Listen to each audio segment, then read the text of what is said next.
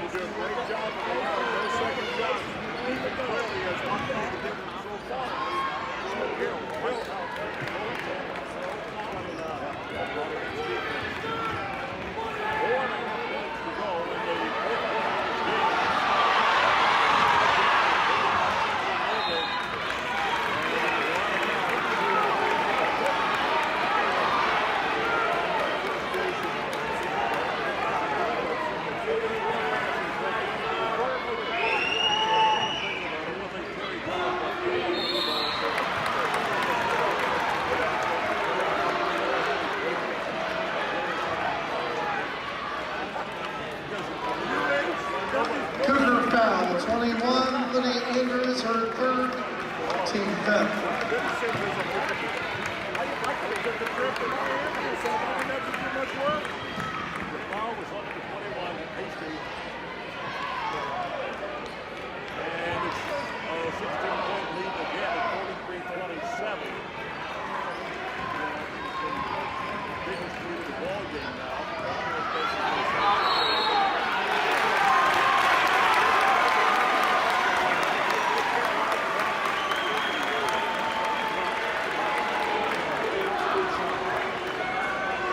Cougar foul, number 10, Sydney Freeman, her third, team sixth.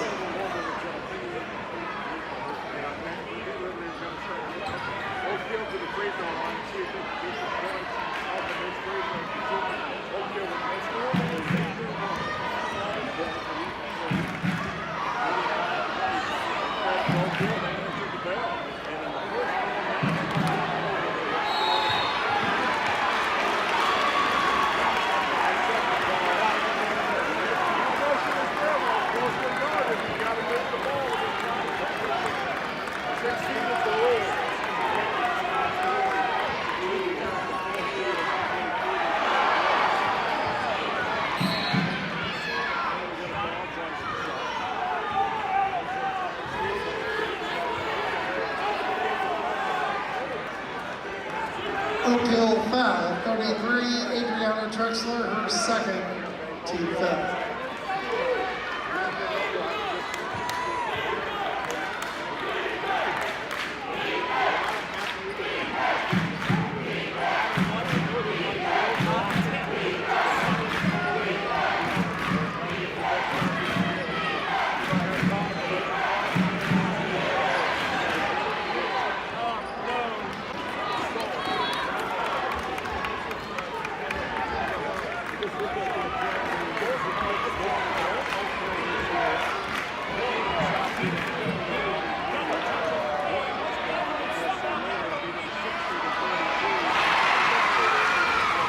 Rebound, bucket. 10, 9, 8, 7, 6, 5, 4, 3, 2, 1.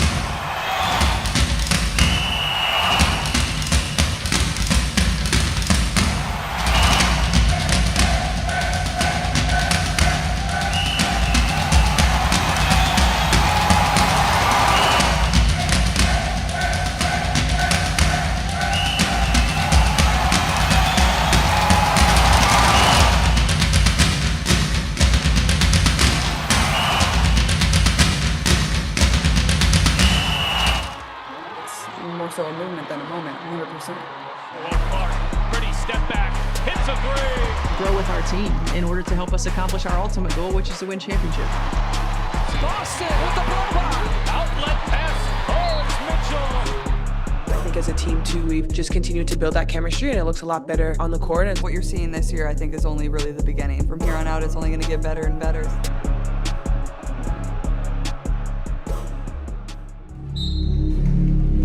Some see a volleyball match. We see a student athlete learning how to be poised under pressure.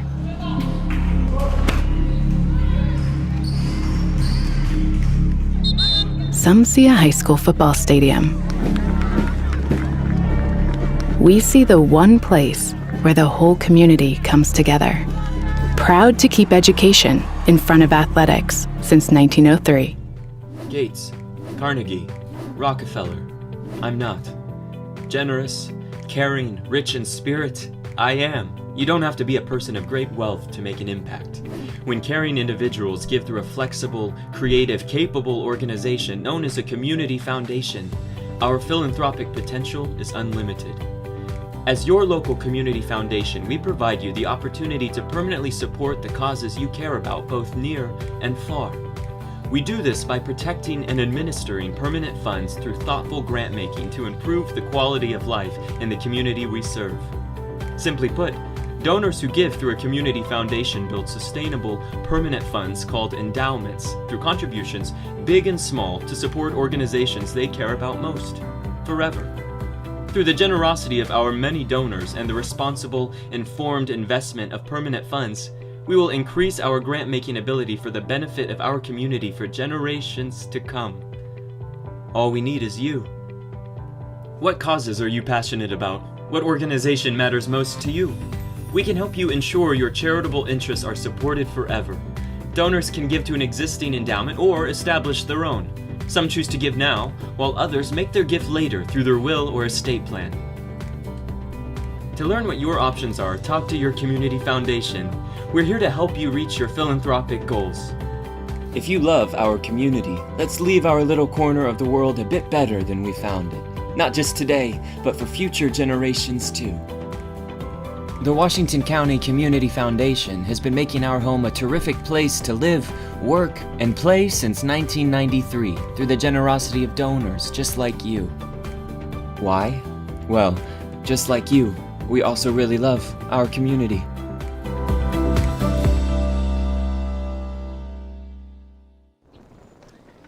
Whoa, bummer. Well, at least you get to see your insurance agent, right? Yeah. Yeah, you're right. Sure, my car got struck by lightning, but my Indiana Farm Bureau insurance agent, Mike, is gonna help me figure it out. So awesome. Oh, here he is. Big Mike! Your Indiana Farm Bureau insurance agent helps guide you through the process, so you don't have to go it alone. Why are you here? Sports in general is just for anybody. Good work. First down. Seeing, girls flag football, it's pretty awesome. Now, there are 13 sanctioned states in high school girls flag, and then you add on that it's going to be an Olympic sport at the next Olympics, which is huge. I think it's a really exciting time to jump in and be at the forefront of this. 1, 2, 3. Expertise, resources, commitment. At Sullivan Financial, we offer a team approach to financial planning, offering you a broader scope of expertise than you will likely find in any one person. Clients are our main priority, which is why we work to understand your unique circumstances and ultimately create a distinctive plan that provides a roadmap for your financial journey. Located in Mitchell, Indiana, they can be reached at 812-849-2670. That's 812-849-2670. Some see a wrestling match. We see a 6-minute lesson in grit.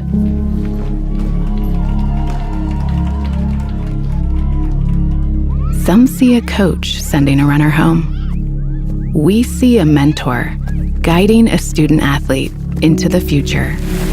proud to keep education in front of athletics since 1903.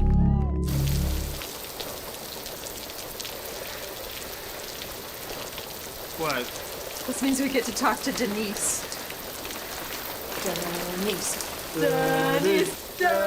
Your Indiana Farm Bureau insurance agent helps guide you through the process so you don't have to go it alone. Denise! Wow. We were just talking about you. That's so funny. Are you looking for a great HVAC person that's also local? Somebody who's from here in Southern Indiana? Then look no further than Mike Busick and Busick Mechanical Services, located in Paoli, Indiana. They offer a wide variety of services, including not only maintenance, but repairs on all of your heating and cooling needs. Got an ice maker on the fritz? They can help you with that. How about a commercial chiller or freezer? They've got your back. Is your boiler on the fritz? They can help you with that too. They even work on outdoor furnaces. Best of all, they're located right here in Paoli, Indiana. Give Mike a call at 812-498-1736. Don't worry, Mike Busick knows every aspect of the HVAC maintenance inside and out. Mike is a problem solver and can get all your equipment up and running like new. Whether it's summer or winter, then Mike is your guy. Busick Mechanical Services, HVAC done right, Paoli, Indiana. 812-498-1736.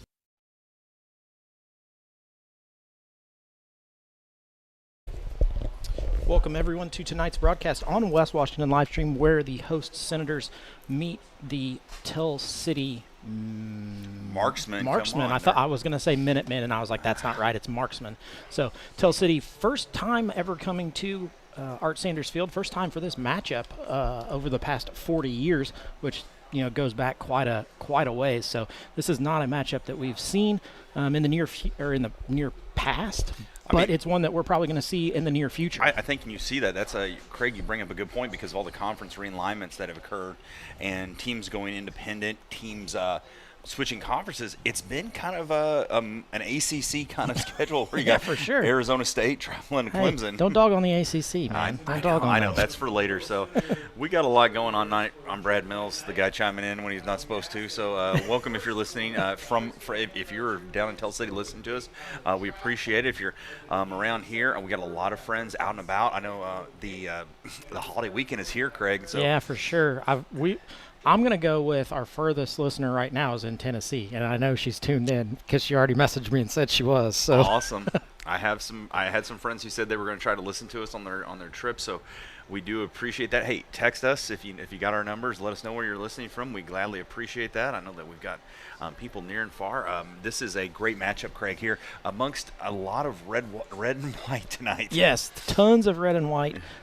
Just both teams red and white. Senators out of blue to that, but yeah. Tell City is red and white. They're in their all-white uniforms. You see them across the field there as they're marching off the field. We've got about 13 minutes until kickoff here, but lots of action that has happened in the past week. The Senators able to get a win as they travel to Pekin to open their season. Last year, unable to get a win in that game. This year, Senators come out victorious. Tell City goes to Perry Central, which is a common foe for the Senators in the PLAC.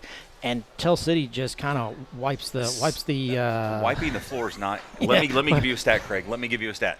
326 yards rushing in that game. Okay, on 26 carries. How many yards is that per carry? That's a good chunk. 12.5. That's a first down plus some on every carry. And you really look. There was a trio of touchdowns after touchdowns. We were getting those scores last week, and it is definitely a Perry Central team that has taken a step back. But this Tell City offense is one to really behold because they spread the ball out. They have a very, very good quarterback who loves to run the ball. He runs a great RPO, left-handed, so get ready for that, folks. Yeah. You get that little lefty. Be ready. We're going to call it wrong. He's going to end up keeping it, and we're going to say, oh, he gave it. So just be ready for that one. And that was definitely something we saw in that game. And, I mean, being able to hand it off. There was probably so many huge, big plays in that game, which was what was key. Yeah. And so that's what we're having. And if we cut away as we're here, we're hoping everybody's going to stick to the timeline we were giving you. Yeah. Who knows? We'll if we step out for the national anthem, that's good. Here on the Washington Community Foundation pregame show, I'm Brad Mills with Craig Akers here on WW West Washington live stream here on also simulcast on WWSR. So a lot of stuff going on. We talk about that around the horn. This week also saw the Senators a lot of action in football outside of the varsity. JV with a big win. JV had a home win against Pekin here at Art Sanders Field. The 7th and 8th grade won against Providence last night. Against Providence, but they won prior to that against North Decatur on that Saturday. On a Saturday game. So won that one, won another 2 with Providence. Girls volleyball has picked up a win and a loss this week. So just lots of action all over the place. And they're getting some, and that's what high school sports in full swing. I know that the junior high cross country started, and the varsity cross country is somehow they lucked out. They got the smart move. They pushed everything back until it was much cooler. Skipped August for that. So, but those of you sitting at home watching, tonight is also cheer clinic night at Art Sanders Field. So we've got a packed stands. If you're looking across the way, that's Tell City's stands. Our stands are directly below us, and they are just packed full. People are still filing in, trying to get a seat here, trying to find a place to sit. It's just a good night to be a Senator. Senator Nation coming out in droves tonight for this matchup. And Farmer Dan will be on getting all kinds of shots. Sideline cam. We'll try our best, and we know tonight he's not going to be staring in the sun. Which is a very good, good issue. Yes. Those of you who watched last week know that when we're at Eastern, the camera that he has faces directly into the sun. So not a whole lot of shots for the first half, but this here he'll have the sun at his back the whole time, so it'll be a lot of that sideline cam. And speaking of the first half, that is truly where both these teams did a lot of their damage last week, Craig. Where Tell City got out to a 28-0 lead in their game, just the Senators also did with a 30-0 lead, and kind of struggled, mightily. Penalties, self-inflicted penalties, really. Yeah. Now, I do wonder. I did not have the guts to talk to Coach Lowry about that on a Friday, like how they the delay of games. I did ask that. I think it's sometimes when it's so hard early in the season, when you've had all that time in summer where you're doing it, and then all of a sudden you realize it's only 25 seconds. Sometimes on those play clocks. So. Well, and you don't have play clocks on your practice field. No, you don't. So, you think you're getting them off, but you're not. And even with the 40-second play clock, you think you're getting them off, and you're not. So, it's one of those that the Senators having to make a little bit of adjustments there, making some smart adjustments. They're going to have to play a clean game if they want to come out, here and get a victory against this very tough and out of the Pocket Athletic Conference, I believe. Are they still in the Pocket, or is it? Yes, I believe so. For football, it changes with all of them. Tell City definitely a historic team. They've played football way longer than most of the towns here in Washington County have existed. Yeah. They're a very historic team. There's in the annuals of high school sports here in the state of Indiana. So it is important tonight that the Senators, in this first big matchup, they just do what they have done well. And the biggest thing I can tell them is taking care of the ball tonight. That was something we saw very well against Eastern last week. Yeah, and Tell City comes in with a 1-0 record. The past couple of years, they've gotten 3, 4, 5 wins over those seasons. Nice program building there for them at Tell City. Marlon Webb, their head coach, is 16-18 in his 4th year there. An alum, I believe, also. So I believe so. I think that's a key. Tell City would go through so many guys, and then kind of solidifying somebody there was so important because they wanted somebody to help to build that program. This comes from my friend Alan Hess, who's a Tell City grad, former coach at Crawford County. That's what he said. They are trying to build it there. Last year they lost to. They were in the semifinals against Salem, beat them, and went to the championship against a very good Brownstown team. Yeah, for sure. And so, and it's funny, you mentioned Brownstown. Brownstown was good last year. They may be even better this year. Yeah, I talked to Mr. Sheldon, one of their linemen, on last Saturday at the Salem Card Show, and he told me, he said, it's just getting going. And I was like, wow, that's going to be scary for them. Because they smoked the Panthers of Corden last week, and then so they're playing New Albany, I believe, this week. You're correct. So that'll be a great matchup. We'll get those scores on the Salem Card Show scoreboard for you as we go around. Craig, what do you see as the biggest strength there for Tell City? Is it that action-packed offense? I believe it's going to be their quarterback play. As their quarterback goes, that team's going to go, and I can't say that that's not a good one to have. I mean, if you're gonna have a player, you're going to put it right on that quarterback's back and let him win the game for you. And with the run pass option that they've got, he's making the decisions, he's making the plays, and when he makes the decision to pull it and keep it, it's a good decision. And that was something, the decision making was very good for the Senators last week, and I can play that off on how they played. They went with a 2-quarterback system where Jen Tankersley would come in, he could bootleg out. I will say one thing that I'm very concerned about this week is that Tell City will stack a lot of people in that box against them to bring that in. They against Perry Central, who exclusively ran the ball in that game. I actually paid for the game and watched it on the IHSA Network. You guys are welcome. So there you go. There you go. I helped out another school by buying that to watch that. But they would stack 9, almost 10 guys in the box because Perry Central was run. Yeah. And so that was something we just kept seeing over and over again on that. So it'll be interesting if the Senators can kind of spread them out, give them a taste of their own medicine. Yeah. And that's where Gavin Hunt was Tim Tebow-ish running the ball. It seemed like he touched the ball, he was gone. Yeah, I agree with you 100%. I mean, he did a great job of deciding when to keep and deciding when to give. That's always a tough call for the quarterback to do. But when they do it and it works well, it's really good. We're coming up on 7:25 for the national anthem. We're going to step away here on the Washington County Community Foundation pregame show for Brad Mills and Greg Akers. You're listening to West Washington Live Stream on WWSR.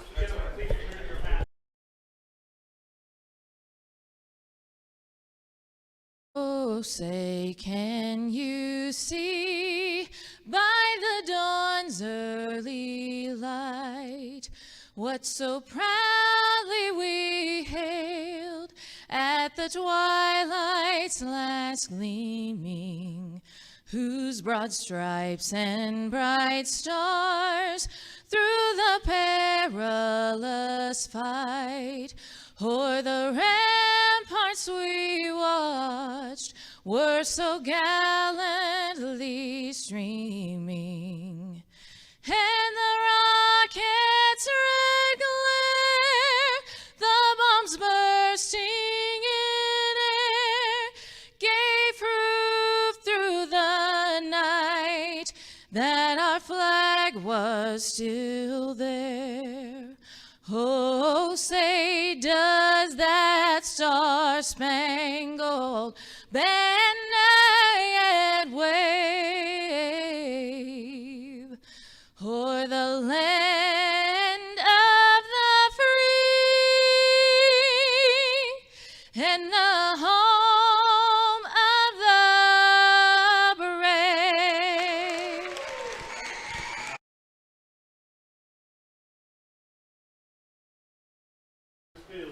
Welcome back to Art Sanders Field, where the Senators are taking on the Marksmen of Tell City. Like we said earlier, it is the first matchup of these two teams. Lots of football that has been played between these teams, just never against each other. It is weird in the South. We always love the southwestern half of the state there. It's a very, with all the Lens and different teams that West Washington has been in the same sectionals with before, right. But Tell City's always kind of been on that cusp of just a little bigger, or maybe we've always been a little different there. So, we've got that. So we'll see what's going to happen tonight. I mean, it's always good when you play a new foe. I like playing different teams. Yeah, it's I fun. do too. I don't know if I like that trip next year when we go to Tell City. Correct, so. correct. Everybody complains about the trip to Perry. Well, Tell City's further down, so keep going. I will try to go to Perry and keep driving. I'll try. I painted a summer there, and it was what kept me in college. I'll tell you that. There you much. go. I made sure my butt went to class. So we sit here tonight as we on the Washington County pregame show. The keys to success, we've kind of already hit on a lot of them. I think taking care of the ball is going to be key, and for the Senators, we saw that. I saw Perry be able to move the ball against Tell City's defense, and that's something that they was. Even though the score was not there, Perry didn't have some explosive plays, Craig. There were a lot of drives where they were getting some first downs. They were able to attack, but they were just committed to the run so much that there was just no room there for anything to really happen.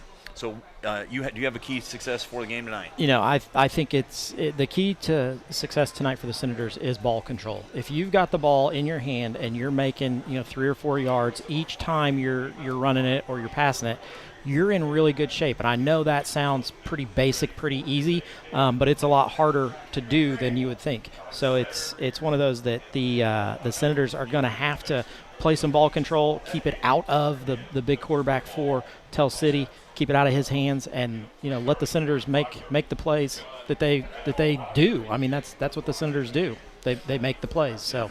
And, this is a game right now that I'm getting real big vibes of a couple years ago when we played a very good Clarksville team. They had a very explosive runner and moves up. Yeah. It was kind of like the back and forth. Yep. Back and forth, and, the Senators came out on top. And, Craig, if you remember that game, it was that first drive where there was a 4th down and, there was a stop. So I think at that team that can keep that momentum. We've talked about ball control. We talked about limiting the turnovers. One thing is, hey, you control the mo. Right. And on tonight, there's a lot of energy, especially on this sideline here. Control the mo. Let's get a big win here. As we go, we're going to have the coin toss there on the Washington County Community Foundation pregame show. Yeah, we're getting a little funky feed from our scoreboard camera just because the way the sun is hitting it. So once the sun goes down, it'll correct itself and leave it how it's supposed to. But we're getting ready for kickoff here. So it's going to be a big when you have 2 guys last week, Tell City and Beyer and Cashbolt, both almost ran for 100 yards. Now, we say that because they didn't play a lot in that second half. Yeah. And it was 91 yards rushing for Lucas Beyer, I'm going to say right, Beyer, who had 2 touchdowns. He almost had 3. He had one that they called him out on the 4 and brought it back. So, and then Brandon Cashbolt with 99 yards rushing, 2 touchdowns. So, I mean, you look at that, it's just they had 199 yards in the first half on 10 carries. Think about that number. Yeah, that's 20 yards a carry. Yes, so that's going to be something they're here. And I'm going to tell you the bus lag. I don't know when Tell City rolled in tonight. When did they roll in? They were here at 6:05. 6:05, and so they were here. So that's a long trip. Yep. And you're going back. Going home they'll gain an hour. It won't be as bad going back, but man, you lose. Coming this way, it's tough. So Senators, we're still waiting on the call out there on what's. I think they're. Great job by the officials right now, kind of setting the tone of, hey, here's what we're expecting, here's what should happen. So. And that's one thing we want to see so much of it. You want as an official, you want to control the game. The officials were able to do that enough last week. That was really good. There were some heated points in that game, and players kept their cooler heads, and that's something you really don't want to do in the first week of the season. And, we brought up that. I know that Paul Neidig has talked about that, and officials trying to find good officials. Those of you out there who are listening and you want to become an official, you can give the IHSA office up in Indy a call. They will set you up with whatever books you need to study. Yep. You can take up to 3 a year, I believe. Wow. Be certified in 3 different sports a year. All for one price, and you can become an official and you can help out the IHSAA along with being a partner in your community, because every community out there is looking for officials for some sport. All right, so the Senators won the toss. They deferred to the second half. Tell City will receive down there on the did we figure out, is that the western? Where? Towards your room. What is that one? That would be the southern. I would call southern it. end. So they'll head south to north, and the Senators will head north to south here, towards, I call it towards Mr. Akers' room. Yeah. And so they'll be kicking this towards the scoreboard here. The Senators will be kicking away from the scoreboard here. So just trying to match up there as we go, and it's going to be a great game tonight here on West Washington Livestream. Lots of action. It's just going to be it always makes me so excited when I come around and see the Friday night lights. And you make that corner and you see the lights and you're like, it's football time. I know, and I kind of, no matter what we have during our day, I just kind of forget about it, and I'm like, Craig and I get to. Hey, some days are better than others, right? Some days are better than others. They are. Here we go, and back to deep there for the. It'll be Bishop Wilson and number 8, number 7 there. Also will be Talon Dotson for the marksman there. So they've got a lot of guys, and of course number 8 there, Bishop Wilson. That's the one guy I would definitely look for here. He has got some speedster. Yeah. Senator's going to have to do a good job on special teams, keeping control of the ball here. Staying in your lanes, making sure you're making heads-up tackles. Yep. Here comes the kick by Hunt. It is a high over-end kick. Is picked up. Nice kick. They're at about the 11-yard line. Full head of steam in front of the. But wow, what a tackle there by number 33, Trekker Suvak.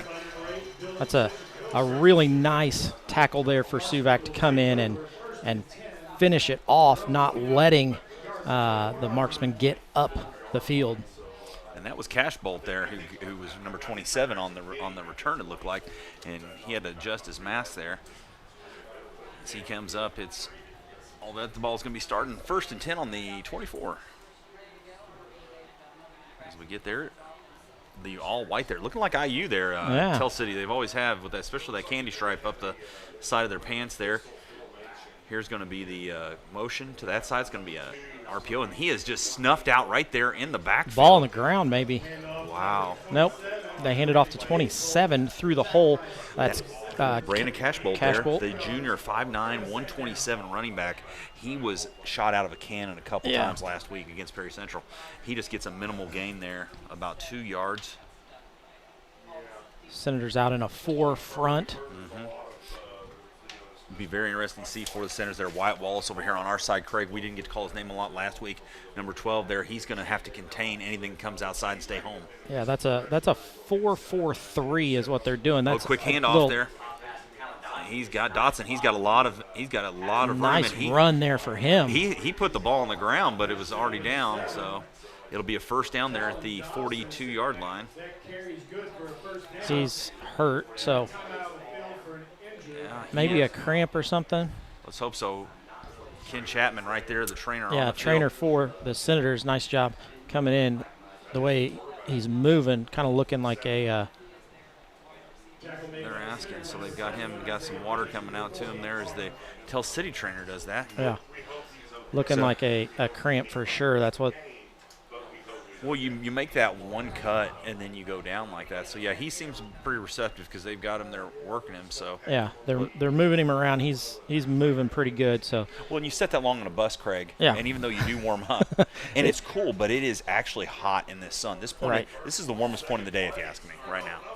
It gets a really good there, so it's going to be a second down, I believe, on this one. Or that was the first down run. Sorry. Yeah, it's a first down run. So that'll be the first one. And I will say with the Senators, Tell City already scored 2 touchdowns against Perry Central by the time they got to their first down last time. Well, it was a boom plays there as they got it. So they are still working on him, and a lot going on there.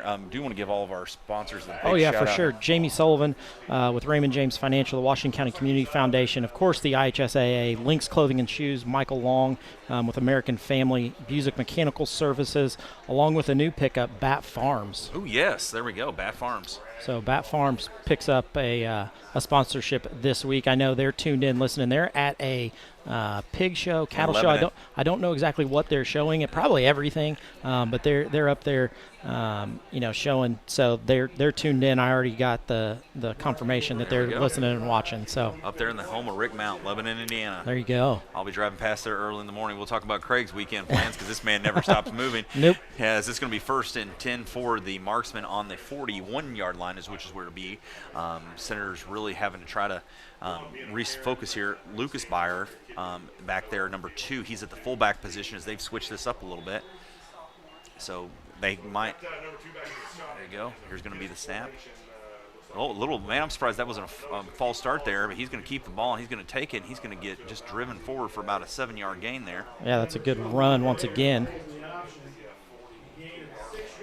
And that's what you look at, Craig, so much there as you go. It's like you go and it's like you're pushing a pile forward, and then you kind of take like a Superman jump there and you get about 3 or 4 more yards. So the marksmen are going to be trying to get it. Marksmen are doing exactly what we want the Senators to do, pick up 3 or 4 yards every time they carry it. Yeah. So you see the Senators clogging up the middle there. It's going to be really, as they're going to go, that's going to be, there was somebody That's right a nice there. cut there for Tell City. I believe that was 37. Yeah, that is number 30. No, 37's not on their roster. So Brandon that's Cashbolt, number 27, I believe, is who maybe. that was. I saw the 7 flash before my eyes there. That's what I said, and he's running away from me, so I never got to see the rest of it. Yeah, that was Cashbolt there. He had a big game last week, of course, and Jack Armstrong was right there and just could not make that tackle, and that's one that the Senators wish they had back because right there he makes the cut, and then he's gone almost to the races there. So Senators trying to keep their defense, fresh there as much as they can, but it's going to be very difficult right here. It's going to be 1st and 10 on the 39. Well, and the Minutemen are doing a great job of the marksman. Marksman of that RPO. Here's a keep running towards the near sideline, going to be brought down, but still going to gain about 7 on that. Yep. Senator Sam excited on the sidelines there, but still a big game there. I hope that the marksmen play by like the Minutemen, the UMass Minutemen, who there you go. Concord Minutemen up there, Yeah. right? In Elkhart? Yep. Yeah, Concord, Elkhart. Yeah, I'm trying to look at me. Marksman. I'm going to put that in my. It's William Tell. You don't know the story of William Tell? I do, but it just doesn't register. He It's puts like an apple on his son's head? Come on now. All right, so here we go. It's going to be Byers in the backfield there. He's got 27 there. That is the big guy. That's Cash Bolt and Byers. That's who we're going to be calling a lot tonight. And they try to pull the centers off the sides. They're looking. They're calling something here. I would look for a hot route, maybe number 5, Fort Wendell there in the slot. It's going to be no. RPO going to be time out. Because the play clock had ran down. And that'll be a timeout. We're going to step aside here. Where are we going to, Craig? Let's go to the Washington County Community Foundation. So that's where we're going to go. We'll be back in just a moment. In 2012, the Washington County Community Foundation began working on its next big initiative, Education Matters. The goal of Education Matters is to increase the educational attainment of adults residing in our county. The initial focus has centered on adults with some college and no degree. With the assistance of scholarships and a peer mentoring program, the foundation began helping adults return to college to complete their degree or obtain a certification in 2013. Realizing that strength lies in numbers, Washington County partnered with Clark, Floyd, Harrison, and Scott counties to create Education Matters Southern Indiana. This initiative continues to build. Back to Art Sanders Field, where the Senators trying to get a stop on this first drive. The marksman. Yeah, there you go. Marksman. 6th place so far, 46-yard drive. Here they're very close to a first down. They've really bunched it in here as they're going to be trying to push it up the middle there. And that's where it's going to be. It's going to be a quick snap up the middle, and that's where Cash Bolt will get that first down. Yeah, that's a nice run there for him. And they went a la Perry Central there, kind of. Yeah. That quick motion there, kind of just running up the middle. It's old rugby scrum there. That's good enough for a first down. They have just piled on this almost 50-yard. This will be a 7th play of this drive. Well, and like we said, you need 3 or 4 yards each carry, and that'll get you your first down, and that's exactly what Tell City has done. And the Senators are doing the opposite of what happened last week, where it was big play for the marksmen. They're making them grind this out, but still they've not been able to fully stop them here. Yeah. It's going to take a big first down stop, for this to work. And I think right now is a great time to have it happen. Meyer under center. He's going to hand it off to the left side. It's going to be met there. That's number 24 with the tackle there for the Senators. It's McFeeters. No, it's Brendan Sears. No, actually. sorry, Brendan Sears with that one. McFeeters 25. Yep, 25 there. You didn't go. You're not too far off. You're good. And that was, but still, once again, Craig, that off tackle getting, you're looking at 3 or 4 yards there. Right, and that's what hurts the Senators when you get 3 or 4 yards on first and second down. That brings up 3rd and 3. That's a short field in high school football. It is, and that's just one big play away. Byers going to be under center. Once again, we've seen this earlier. We might see that motion from that tailback. There he goes in motion there. It's going to be a handoff inside to Cash Bolt. He's going to grind up the middle, but it's out. The ball's out. Senators think they have it. Arms going for the Senators. We're going to see. I haven't seen a call yet from anybody. They've refused to call it. They've refused to call it right now. They did. Yep, going to be a turnover for the marksman. Senator's going to take over after the turnover. We had to wait for the back judge to come in to make that ruling. The gentleman who was the gentleman who was right on it did not want to make the call, so I don't know if he didn't see it, and then all of a sudden we had the call. So that's where the Senators, with a big play there. With 8:21 left here in the first quarter, they're going to take over 1st and 10 on their own 17.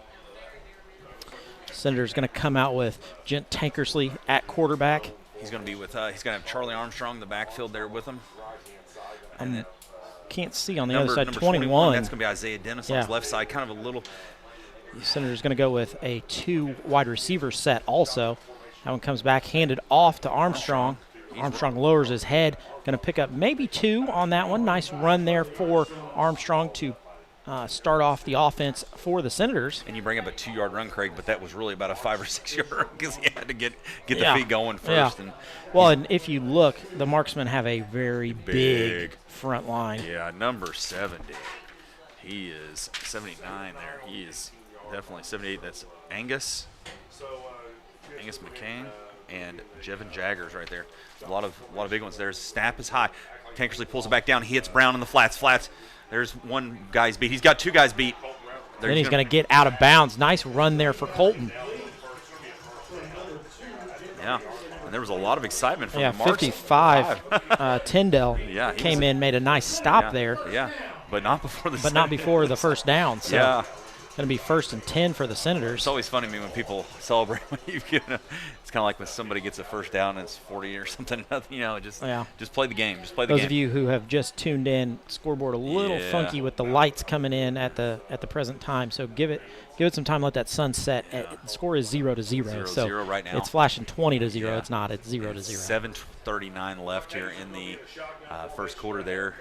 Tankersley gets the ball. Going to be a pass for him. He goes over the center to Hayden Morrow. Going to be over Morrow's head. Yeah, he was there, but he was also heavily covered by Ben Fortwindle. And Fortwindle was in on a lot of plays there offensively for the Marksman. It's a good shot because he threw it long. Yeah. So nobody was behind him, so that's where it'll be. And it's going to be a 2nd and 10 there. So taking that shot. And the young sophomore back there, trying to find his footing here as he goes. He's going to trips to the left there. It's going to be a snap. He's going to hand it off. Nope, he's going to be hidden. Morrow shakes and bakes to the left side. Yeah. He's got some room. He's got some room. That side is sealed over there. 24 going to come in and make the stop. But not before there. Yeah, that's Lucas Kale. And he was the one who saves the day for the Marksman there, but not before Morrow picks up a huge gain all the way from the 29. Let's see, that's 21 yards plus another. Get to do quick math. 7. So 28, I believe. 28 yards there. Seemed like he ran a lot further, but he did because it was kind of a screen. Yeah. So very quickly here. Senators moving the ball, which is always good. 7:27 left to go here in the first quarter. Senators tied with the Marksman. It's a hand up the middle. Nothing there. That was a fake to Isaiah Dennis. I think Armstrong ended up with the ball. He did, and he kind of just got hit, Craig, and then had to keep trying to turn his feet. And just nothing going there. Maybe a gain a half a yard. That's what he was looking. He's hoping that the ball still hasn't been placed down, so not quite sure yet if it's a. Yeah, it looks like he got a little bit of forward progress, but it was just basically right at the line of scrimmage. They're about a football back from it, so the sticks never really moved here. So it's going to be 2nd and 10, 6:55, and once again the scoreboard is 0-0. Yeah. Make sure if you're watching live there, as soon as that sun starts to set for us there, here's going to be the snap to Tankersley. He's going to be looking for somebody. He's going to pass. Quick pass to Morrow. Morrow gets his hand on it, but unable to bring it in. Yeah, he's covered over there. Fortwindle has been all over him there. He is, and he's a very fast player, and that ball just kind of. But once again, he's throwing it right to where only his guy can catch it. So, which is a good play. I mean, if that's. I like it's like a hot route. Right. You're basically striking somebody. It's a 1-2. Get rid of the ball. Yeah. Yeah, you're exactly right. And Hayden Morrow comes on a crossing route and. Right there, and I think, Craig, that's because the linebackers are playing up so far, it's leaving that open. Yeah. And now, see, they are dropping back. Now they're coming back up again. They're going to be coming full steam right at him. Going to be a bootleg, throws it off, going to bounce it to Colton Brown. Never gets there, and I think Gent wishes he had that one back because it's going to be 4th down. Yeah. And the Senators are going to punt here, try to pin them in. So that's what they're doing is they've done a good job of that, and you pin a team back deep. Number 8 for the Marksman will be back there. It's Bishop Wilson. So, and there's I hope that the young player for Tell City is not hurt. I believe he is. I saw Mr. Russell go over there with the cart. And you don't want to see that, especially when you're that far from home, and before you ever start conference play. So that'll be 2 back for him. Here's the snap. Goes back to Hunt. He's going to kick that one away. Kicks it. It's going to be caught there, but held up. Enough to slow him up. Then Nash Washburn comes in and cleans it up. So nice job by Armstrong to get down there. Yeah, that was Charlie Armstrong. He ran a lot on that play, so he's going to be he kind of is that first stop, and then comes on a whole slew. Washburn, I'm trying to get all these guys' names. 52 there for us. We're still learning these names this year. Hayden Bowers, freshman out there with a great play.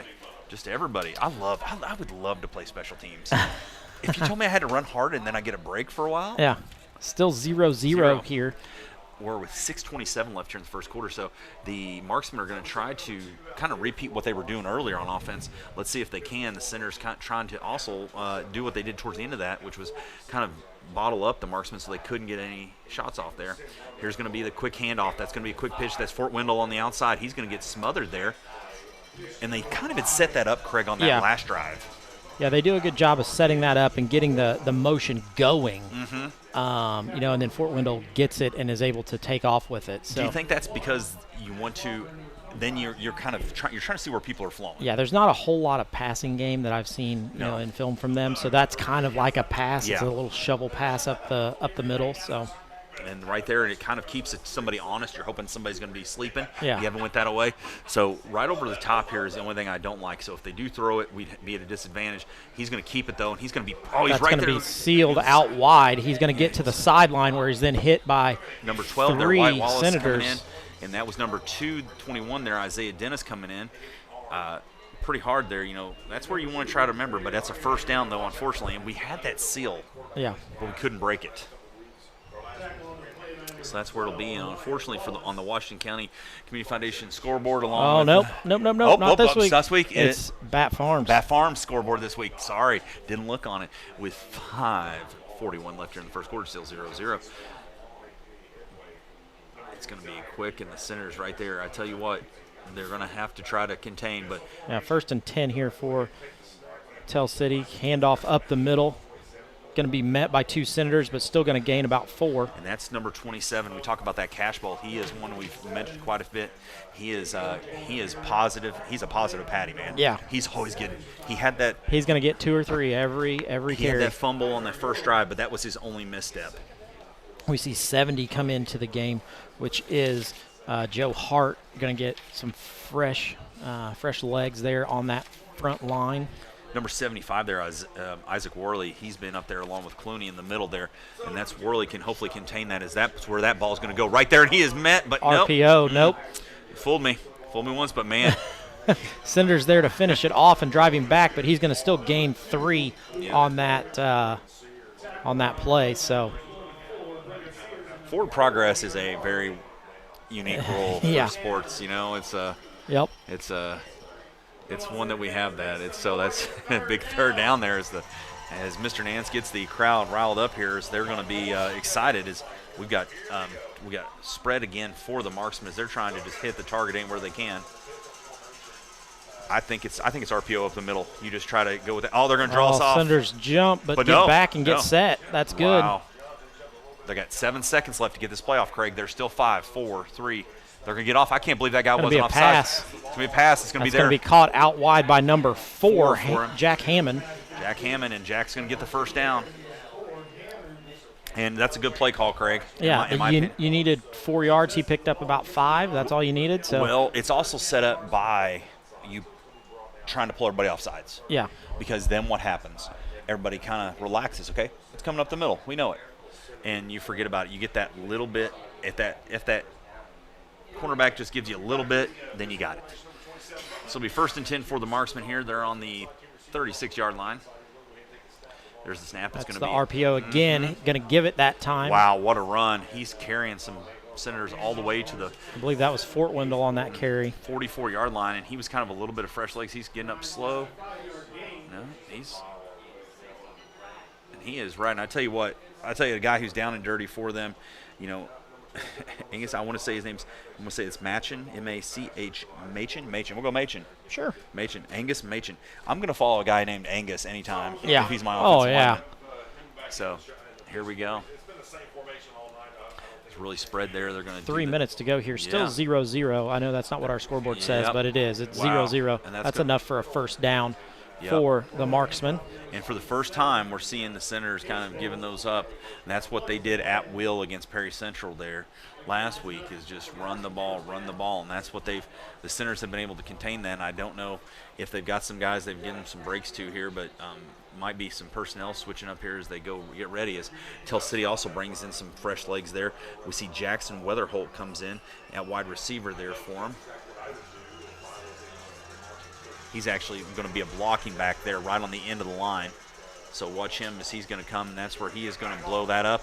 And there's going to be a lot of running. Yeah, he's met by 3 Senators, but he's still going to gain 3 before he's met. So.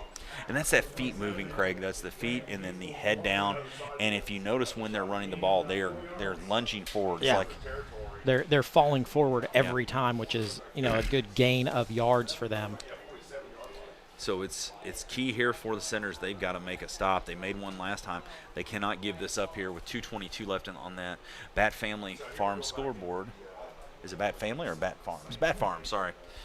I guess they wouldn't mind. All the above. Bat Family all the Farms, above. Bat Farms, Bat Show Pigs, all of it. No. Bat Farms. There you go. Here we go. That's going to be a keep on that one. That's Beyer. He gets drilled on the outside. But but he's still going to gain 3 on it by the time he gets hit by Nash Washburn. No, that's Hayden Morrow to come up on that one. At 1 and 4 at an angle looks. And that's not good as number 25 there, Florida Senators, comes off the field there. That is McFeeters, who comes off with his shoulder. He's grabbing his arm. And so he took a shot as he was coming across the line. So let's see how he's doing. Kind of tuck him out there on that play, and it's going to be third and one with 1:34 left, and that's going to be the RPO met in the backfield by Joe Hart. Number 70 gets there. We fall forward with him, and that's where that first down is going to come from. Yeah. And it's that battle of the bulge right up front there as another marksman goes down. That's number 8. And that is Bishop Wilson, the speedster on special teams for him. And I believe that is a cramp. I know last time we said it was a cramp. This time, where he's grabbing in his leg makes me think of a cramp for sure. He's getting up, so that's good. He got up kind of under his own power. We want to see that. He jumps up and going to jog off to the sideline. Well, 128 left. He'll be able to get some fluids in and get back in pretty soon here. It is funny, Craig. I wonder how many players don't hydrate like they should during this time. Well, you don't realize it because it's been such beautiful weather. You know, you're thinking, 70 degrees on a Friday night. I mean, what better weather could you have? And you really you have 2 hard practices this week. Yeah. You go to that point is the marksman will be in that spread formation they've been in all night there. Here comes the snap. It's going to be a pass. There it is. Beyer hits to the sidelines there. Number 4. And that is Jack Hammond. Yeah, Hammond with a nice catch. That's his second one out there. That same play, just kind of a little out route, and then sets down right on the sideline, catches it, and then steps out of bounds. I mean, that's where Beyer looked like a shortstop throwing to first base there. He just hits the first baseman. That's all you do. Yep. Right there, boom, he's got it. So Tell City doing a great job of just moving the ball. Like we said, we don't want them to have the ball. No. We've got to play some ball control offense. And that's the first time we've done it. We finally jumped on that. They went to the hard count and we jumped, and that's going to be with 1 minute left. The Senators are going to give them a first down there. That'll be 1st and 10, and that'll be on the 29-yard line now. So yeah, first down for the marksman. And this is where they're so dangerous inside the 30, really inside the 20, but getting inside the 30, they can really pick you apart here in a short field. Beyer back there, he's got Cashbolt behind him. This is how they want it right there. He's going to take the snap and run the RPO. He's going to give it to Cashbolt. Cashbolt is just running. Yeah, he's met. But wow, I wish that would have been at the I wish start. That would have happened the very last play. And that goes to Clooney in the middle there, number 72, who was just plowing through, just knocking people down, and he had a whole group behind him. Looked like Jack Armstrong there and Worley again there. So many kids for the Senators coming up and just making some plays. But with 34 seconds left, we'll have one more play here before we get ready for the end of this quarter. We'll see what happens as we go kind of slow down. This is the first time Tell City slowed down their offense all night. Here you go. Here's the snap to Beyer. I don't know how that motion works. That he's going to keep it, though.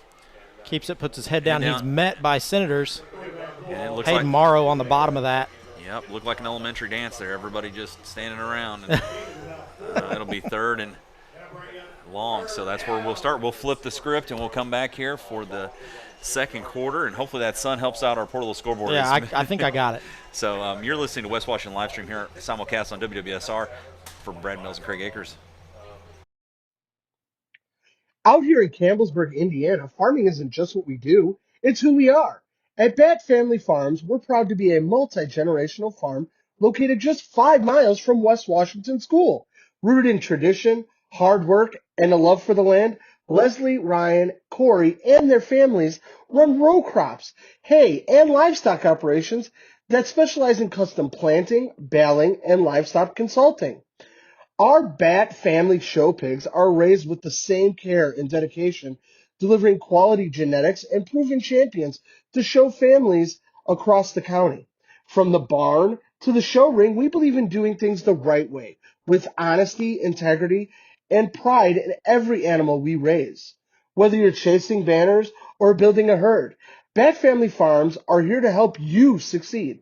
If you need a hand planting or haying, as well as local meat for the freezer, we have your needs covered. Bat Family Farms and Bat Family Show Pigs raised right from our family to yours.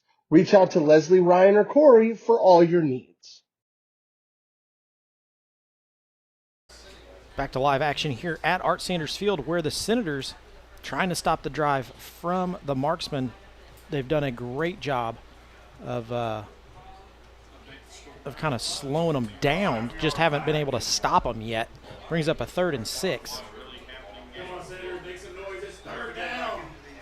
Those of you watching at home, it is cheer clinic night here also, so lots of people in the stands, lots of people kind of everywhere. Going to be a pass here for the Marksman. That one's going to go out wide to Hammond. Hammond going to catch it, turn upfield to get out of the way. Going to be finally brought down. About the 6-yard line there, Craig. Nice little pass and catch there for the Marksman.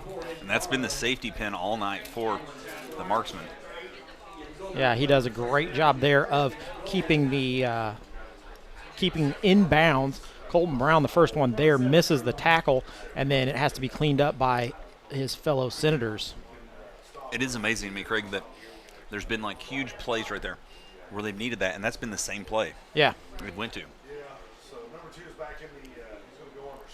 Byer under center there. He's got a lot of different people. He's got a guy. There's motion there, but somehow that was not offside. Hands off. That ball going to be gained about 3 on that one, first down. First contact made by number 9, Jack Armstrong.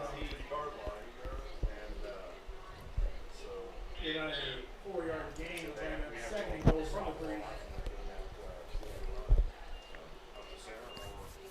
11-17 left here in the second quarter.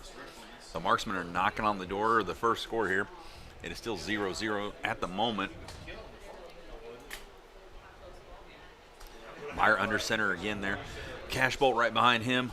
He's got Bishop on his left side there. Motion by Fort Wendell. It's going to be up the middle. Cashbolt, he's going to be in the end zone. Going to be a touchdown there. So that'll be right there. Cashbolt with about a 2-yard plunge, I think it was. Yeah, first touchdown for the Marksmen. And that was where, so many times the Senators had the Marksmen against the ropes there, Craig, but just could not come through with it for us. Yeah, the Senators, trying to get it to work, just weren't able to stop them before they were able to get in. So here's going to be the kick. Let's see. They lined that one up. I believe that's 80. I'll let you try to pronounce that last name. That's actually Drew Gerlich. The snap is down. He's up, and it looks wide. Wide to me, but they're going to went through. So that's going to be a score for the Marksmen. Going to push it out to 7-0. Going to be 10:55 to go here in the second quarter of play. We're going to step aside for a commercial break from the IHSA, and we'll be back in just a moment. Whoa, bummer. Well, at least you get to see your insurance agent, right? Yeah, you're right. Sure, my car got struck by lightning, but my Indiana Farm Bureau insurance agent, Mike, is gonna help me figure it out. So awesome. Oh, here he is.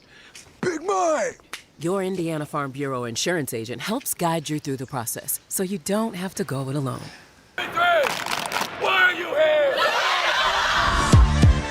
Sports in general is just for anybody. Good work. First down. Seeing, girls flag football is pretty awesome. Now, there are 13 sanctioned states in high school girls flag, and then you add on that it's going to be an Olympic sport at the next Olympics, which is huge. I think it's a really exciting time to jump in and be at the forefront of this. 1, 2, 3. Back to action here at Art Sanders Field, where the Senators do trail 7-0, getting ready to receive the kickoff from Tell City. Hopefully the Senators can put together an 86-yard drive just like the Marksmen did. Yeah. I hope for their defensive sake, because the Senators' defense has been on the field a long time. A long time. And that's where you're not just chasing, you're out there, and that's something that we have. So Senators dropping 3 back deep there for this kick, and hopefully this one goes back here. We'll see. It is a high pop up there. That's going to go to Morrow there, and he's going to catch it, and he's got a big group from him. He's got a big hole.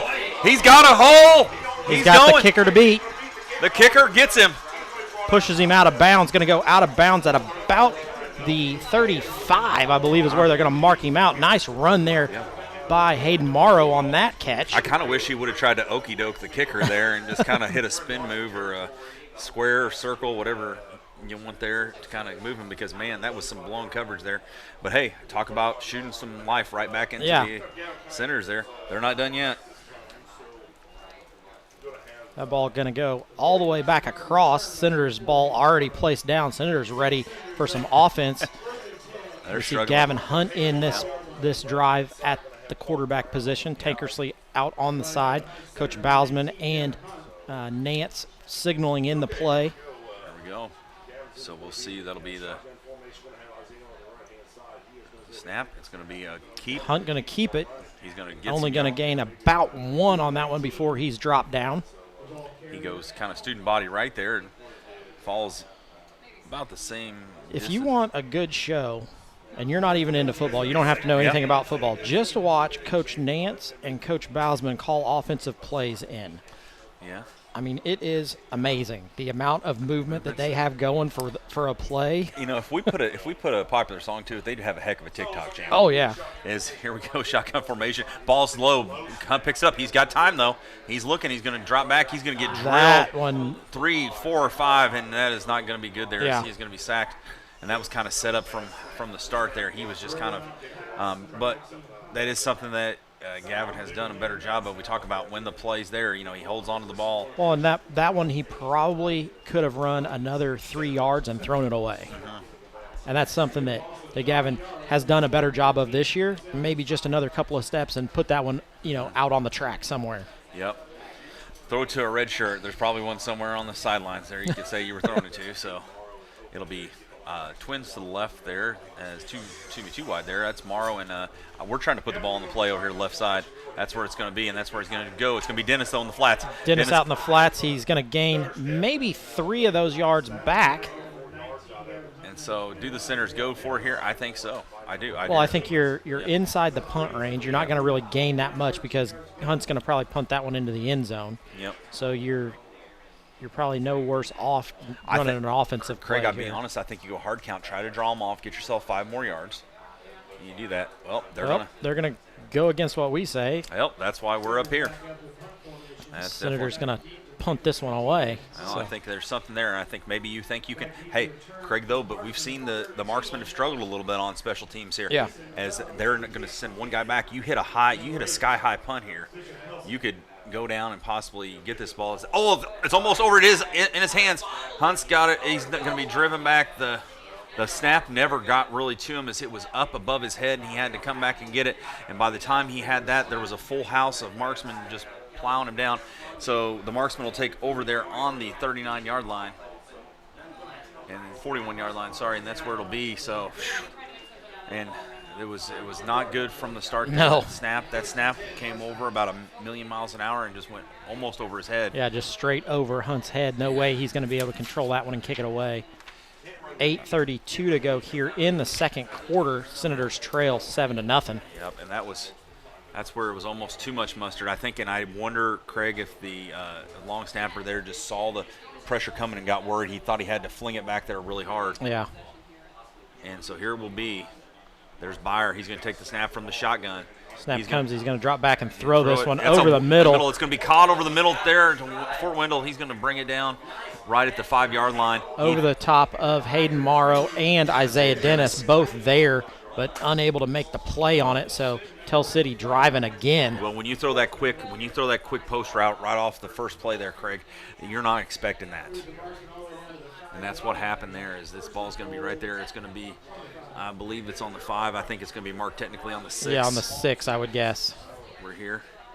I have a lot less polls on my way this week, like compared to when we're on the road, which we'll see. Next week we're at Mitchell, correct? Correct. We'll be at Mitchell. I've never got to call a game at Mitchell. That was my kidney stone game, so here we go. We'll see. We'll be right here. Is this going to be, the ball's going to be snapped by Byer. He's under center. There's motion to Fort Wendell to the left. It's going to be Cash Bolt up the middle, and he's going to be just round and pound. Going to be about a yard short, I believe. Yeah, 4 yards. So real quickly here, they have definitely put up a lot of. They've traveled almost 40 yards here in two plays. Yeah. So they're going to be knocking on the door of another touchdown here with 7:41 left. Those of you at home have a great view right down the line. They're on the 1. Yeah, that's good. I may have to watch this. And there's going to be the snap. Yeah, they're stacked up there. This one's going to be a straight run. Yeah. Quarterback keep up into the end zone. He's in there. Going to be another touchdown for the marksman.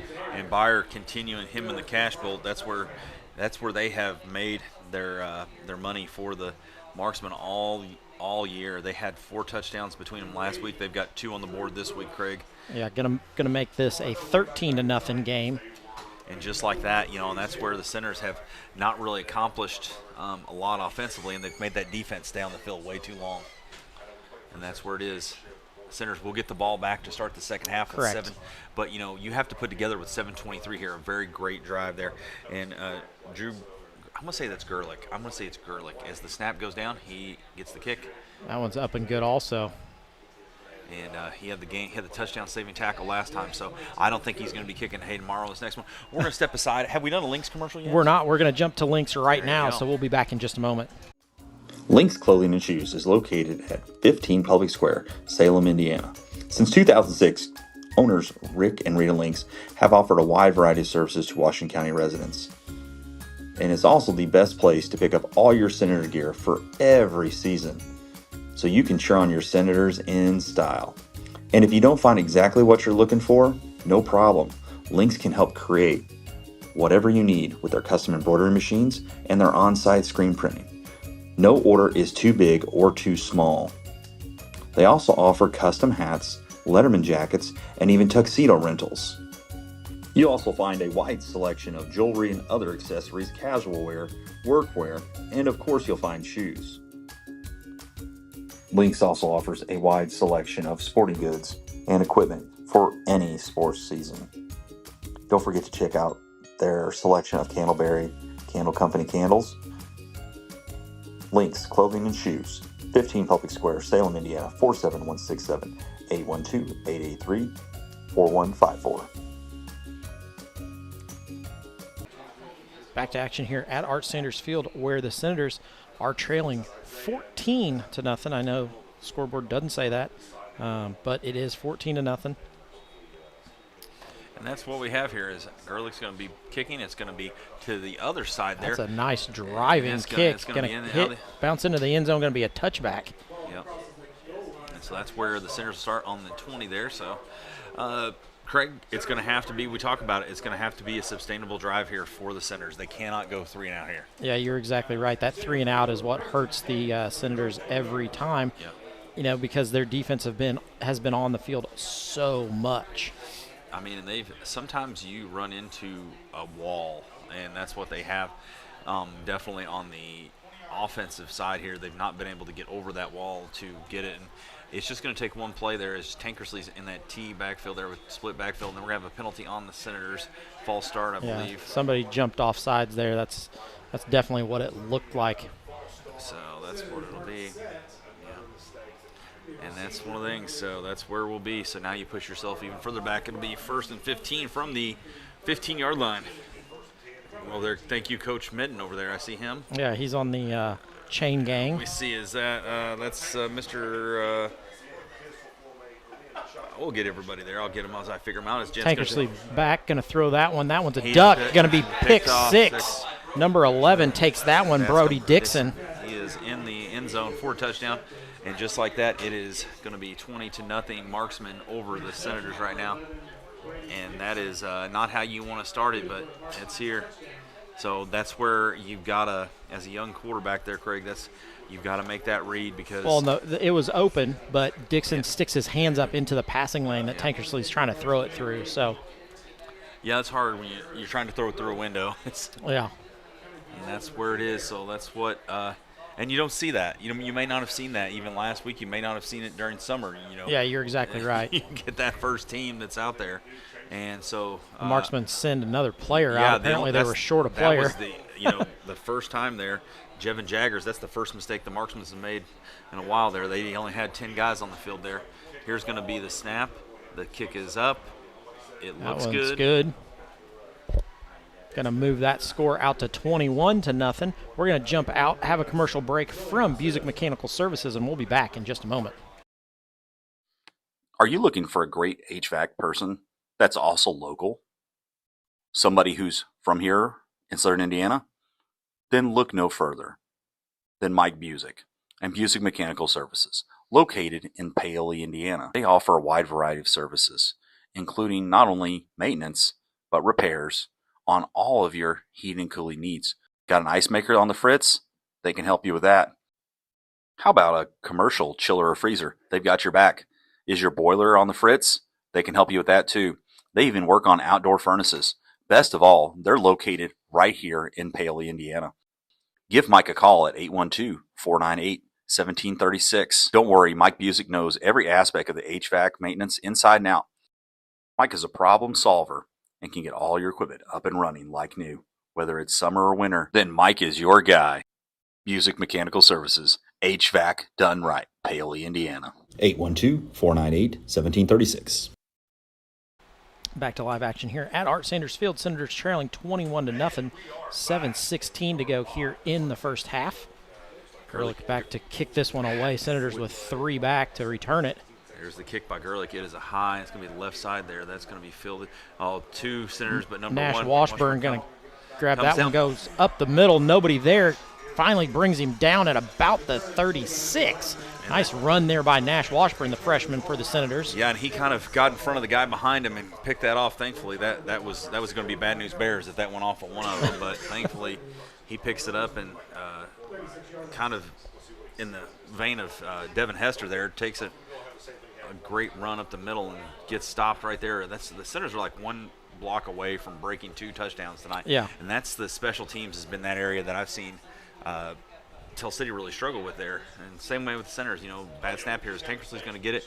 He'll have twins to the left. The snap goes down. He's going to be looking up. He throws a lofty pass. Goes over the top. Not going to get to anyone over here. That's Dennis. intended for Isaiah Dennis. And he's kind of hobbling himself there, Craig, as he come up. And when you kind of jump and it's been, like we said, you're a little cramped or you're a little, tired, he's coming off. And just kind of an awkward. Yeah.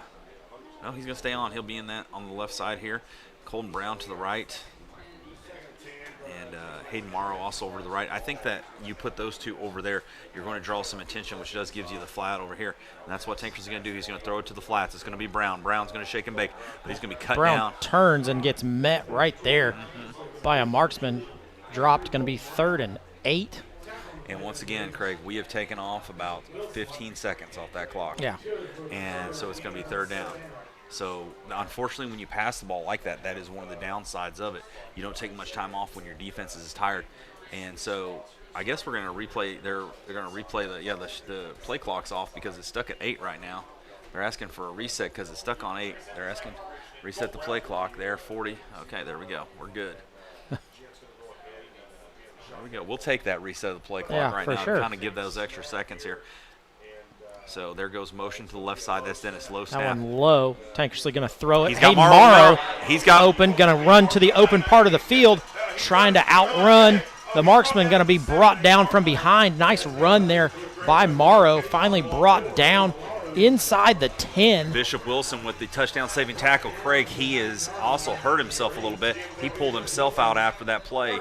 He either knocked himself out or got knocked out there because he is limping off. So remember that, Craig, because that's going to put some personnel that we can kind of exploit on that right side. That was a nice play there by the Senators. Hayden Morrow just over the middle, wide open, able to drop it right off to him.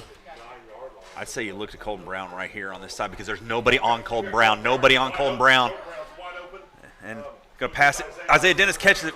He's going to step out of bounds at the 5. Nice camera work down there by our sideline cam. Farmer Dan, thank you. I don't know how many yards we got on that one. It was maybe a 5-yard line, so the ball went about 4. Man, it was there was nobody on. Everybody in the booth here was going to be 2nd and 5, trying to get into the end zone here. First touchdown look for the Senators. Yeah, Colton Brown had nobody on him. So I think, hey, Craig, I'm going to tell you, you roll to the right here. I think you got all day to Wyatt Wallace. I don't think anybody's going to get him if he rolls right, but he's going to go look left. Here's the pass over middle. It's going to be there. Morrow's in the touchdown. Senators! Touchdown for the Senators, going to move that score up. Nice job there for the Senators to get into the end zone. Tankersley on a 5-yard strike there to Hayden Morrow. And that's what the Senators needed, because now they can hopefully, reset here and stop them with 5:38 left on that Bat Farms scoreboard there. So Senators looking to cut this to a 14-point lead. Yep. Gavin Hunter, he's get back there. He's going to have Morrow, who just got the touchdown once again, has to be the holder. And they're going to, Tell City's going to bring the house. They are bringing everybody. I think I see the student manager lined up. That one snapped. Hayden gets it down. Hunt gets it up in the air. Looks good to me. Looks good through the sideline camera, which makes it a 21-7 score here. We're going to step away, have a commercial break from the IHSAA, and be back in just a moment. Some see a wrestling match.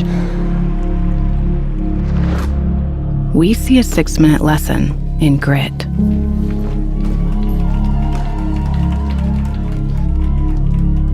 Some see a coach sending a runner home. We see a mentor guiding a student athlete into the future.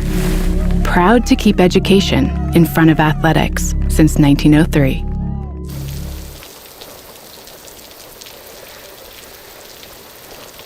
What? This means we get to talk to Denise.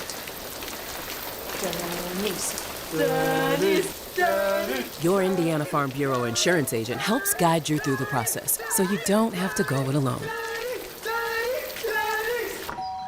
Denise! Hey! Wow! We were just talking about you. That's so funny. Back to action here at Art Sanders Field, where the Senators do trail by 14, 21-7. Kind of showing a little bit of life there, Craig. That's what they needed there. So this is a very big possession here. It all starts with a kick. This really does. This is something that they cannot give up a big return. They've got to do something here, because the Senators defense is tired, like we said, and they still didn't take that much time off the clock to score. Bishop Wilson back to return this one. Hunt going to kick it away. He took a good shot on that Morrow's long run. He took himself out, and then he was not on the play for when we scored. So let's see what happens here as Hunt's going to be kicking. Set kicks that one away. Good drive. That's going to be Wilson back there. The ball's going to bounce. That ball's on the ground.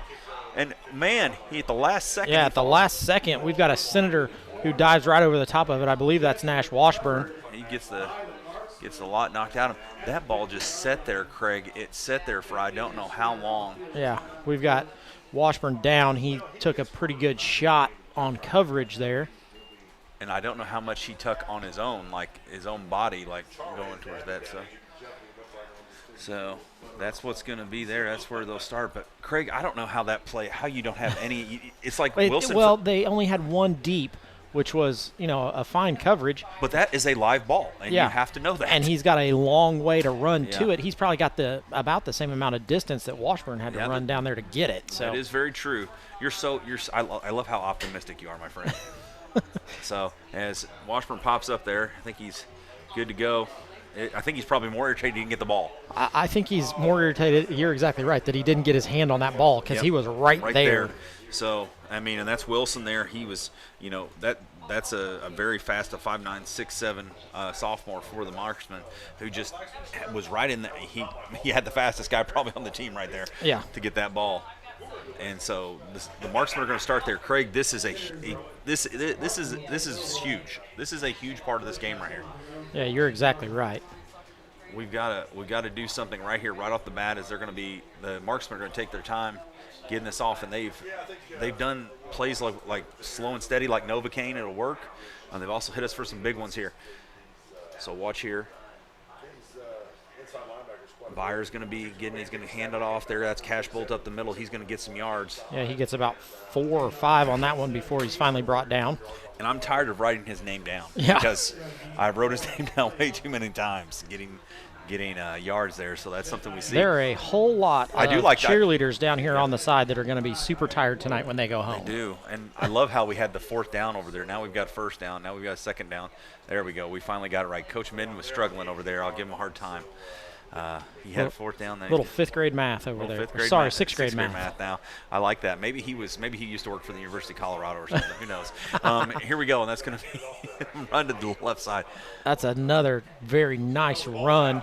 Oh, ball's out, but it's he's already down. Yeah. Stopped his forward progress. Yeah.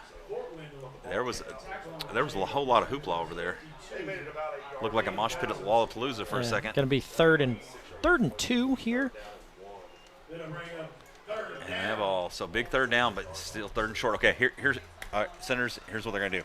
They're going to try to draw everybody off sides. They're got 18 seconds. Here comes the hard count. Nope, they're just going to go up the middle. Okay, good for them. But we got a flag. Going to be a false start. Hopefully on the marksman. Yep. False start on the marksman. There So we go. going to back him up. Going to be 3rd and 6 now. They like that. They probably like that more than third and shorts. Well, they've done well. When you're averaging, like we said, 12.5 yards. Exactly. You can get that at a time.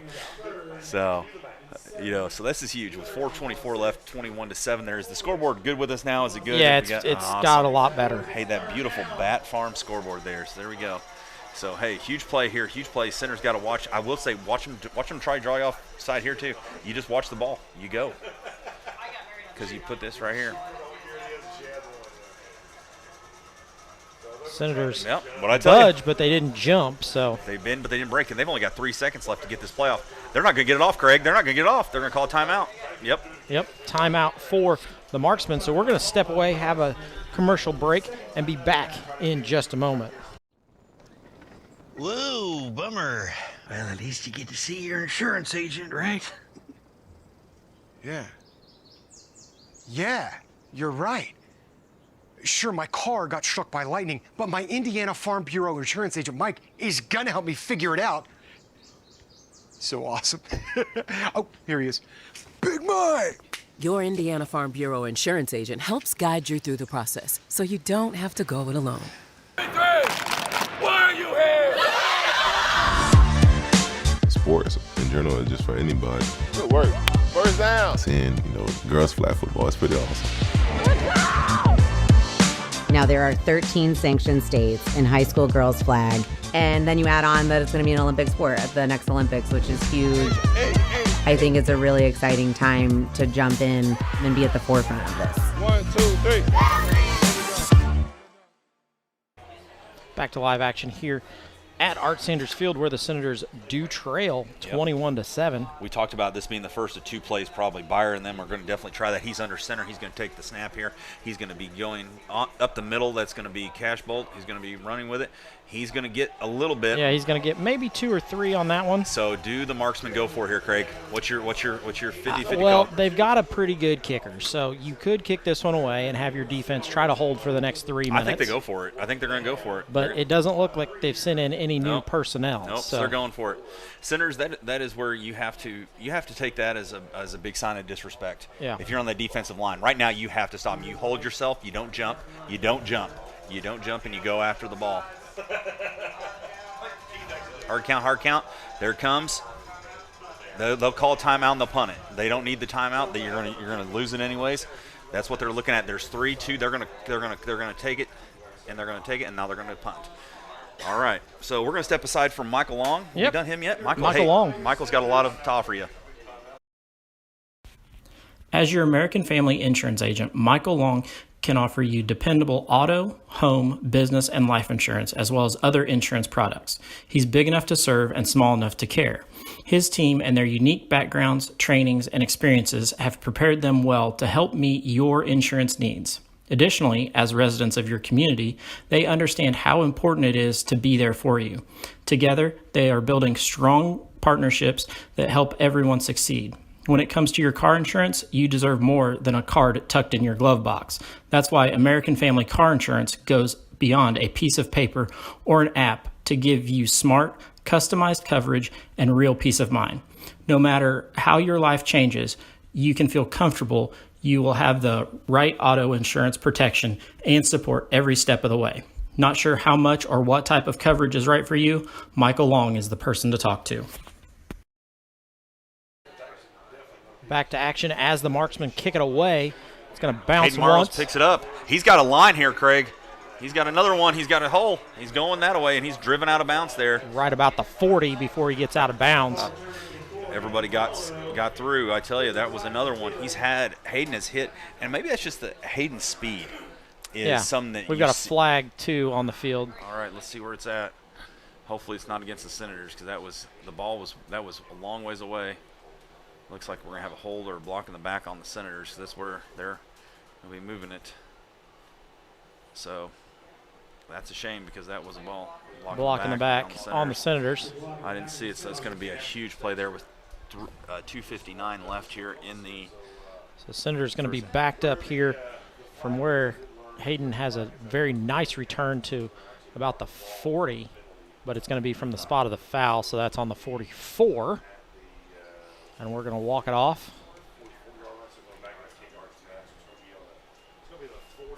Craig, I'm going to take my sunglasses off. I still have them on. Didn't realize it. I just thought you were acting cool. You know. A little Stevie Wonder action. That's all right.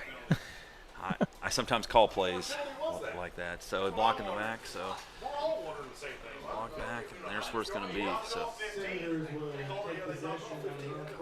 there we go. So it's going to be here. It's going to be two to the. That's Brown and Morrow over to the right there. Yeah, 1st and 10 here. Going to go over the middle. It goes to Isaiah Dennis. Dennis going to try to get out wide with his speed. Lowers his head. His hit going to be brought down about 4 yards short of the first down, but that's a good power run there for Isaiah Dennis. The center's got to have just a little bit of speed on this, Craig. You got to do that. I think we have 2 timeouts left. I think we have all 3 maybe. Yeah, I think we have all three. So you do that and you get that set up. So do you take? I think you want to make some.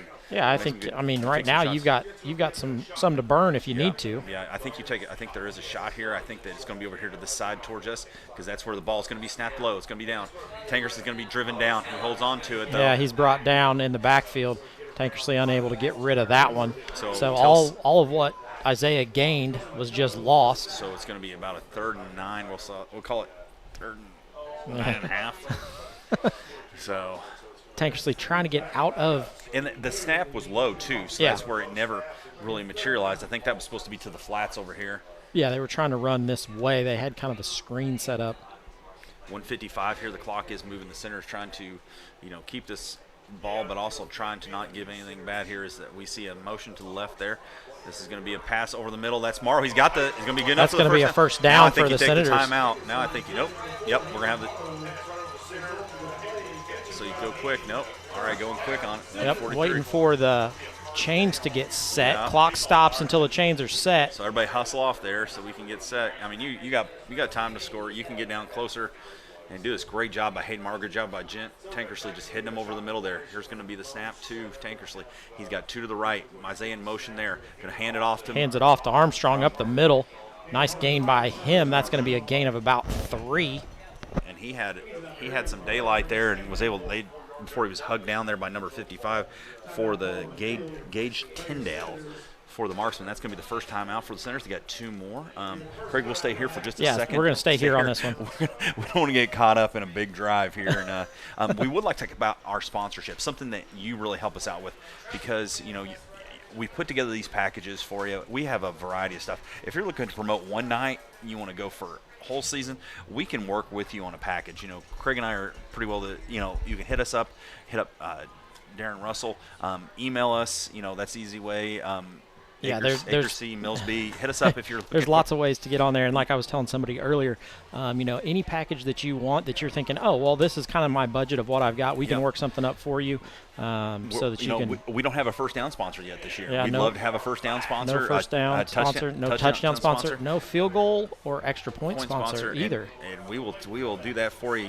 We're thankful that we have the Washington Community Foundation as our pregame show. We have Jamie Sullivan, Raymond James as our halftime show, which will be coming up there. We also have the Busey Mechanical Services postgame show. Yeah. Where we'll talk about the hot and colds. Hopefully there's more hots than colds tonight for the Senators. As Jen Tankersley takes the ball there, it's going to be on the 40. 3-yard line. Another low snap. Tankersley throws that one, tries to get it to Morrow. That's all right, though. There was only one guy who was going to catch it, and that was Hayden Morrow. And you missed that. That's not a bad play. But the good thing is it stops the clock. Yeah. Senator's going to get set again. Yep. Still going to be 3rd and 7. So that's still very manageable. Well, what's crazy is you probably already have that second play in. You probably know that. You know, you've got that first play. You already had one ready. So it's nothing crazy here. So you already knew what you were calling here. There's the snap. He's got time. He's got Morrow deep. Got some space. Caught it. He's going to be down to the 35.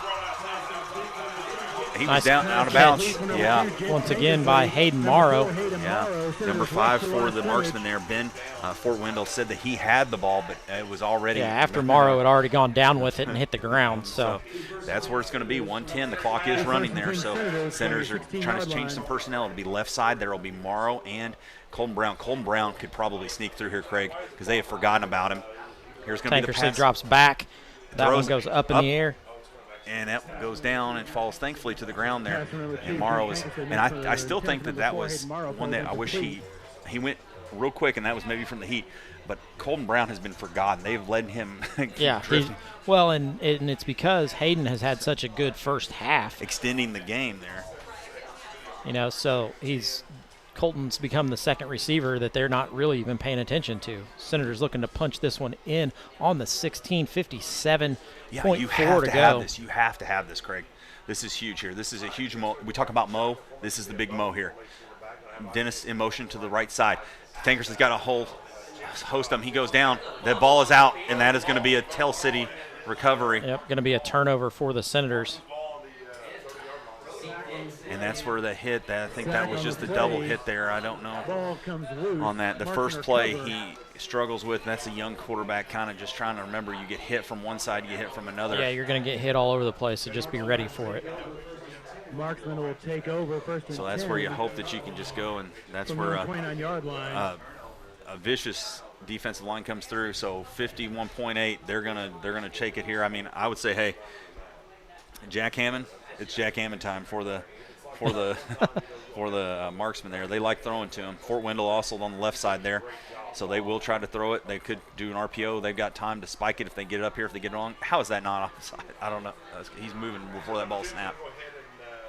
That's going to be brought down right at the line of scrimmage. So there is motion every time for me. I'm looking like that's what I'm looking every time before they're snapping. That back is moving towards the line of scrimmage. So 35 to go. They will go as the lights are on because it is 7:45. No, it's 8:35 now. There's the ball. He's going to throw it over that side. He's got a guy, and he's going to be tackled, but the Senators are going to drag him. Tries to get out of bounds. Going to get out of bounds. 18.8 left on the clock when it's stopped. That was number 15 on the catch there. That's Liam O'Malley there, the senior, 5'9", 152. He's a defensive back and a wide receiver. Haven't got to call his name a lot tonight. But he comes up with a big possession catch there for the marksman. 18.8, 3rd and 5 to go. Probably not going to get in on this one. We're going to see a run probably, get that first down. Fort Wendell over here to the right side. I mean, they could – so they've got him and Hammond, and so that has been who Byer has really targeted all night. So we could see a post here, maybe even a crossing route between the both of them. So let's see what happens here. The ball's going to go. He's going to rise. He's going to pass it. He's going to hit the guy in the flats there, number 40. He's going to be driven down there. That is Jackson Weatherholt. And they're trying to hurry up, and they're not going to get a playoff, Craig. No. They had it. They did not, so that's where it's going to end the half. So that's going to end the first half of play. So the Senators had their chances to really make a big play there, so it's unfortunate how this first half has expired for them. We're going to be coming back to you here with the Senators call a timeout. Timeout, whoa.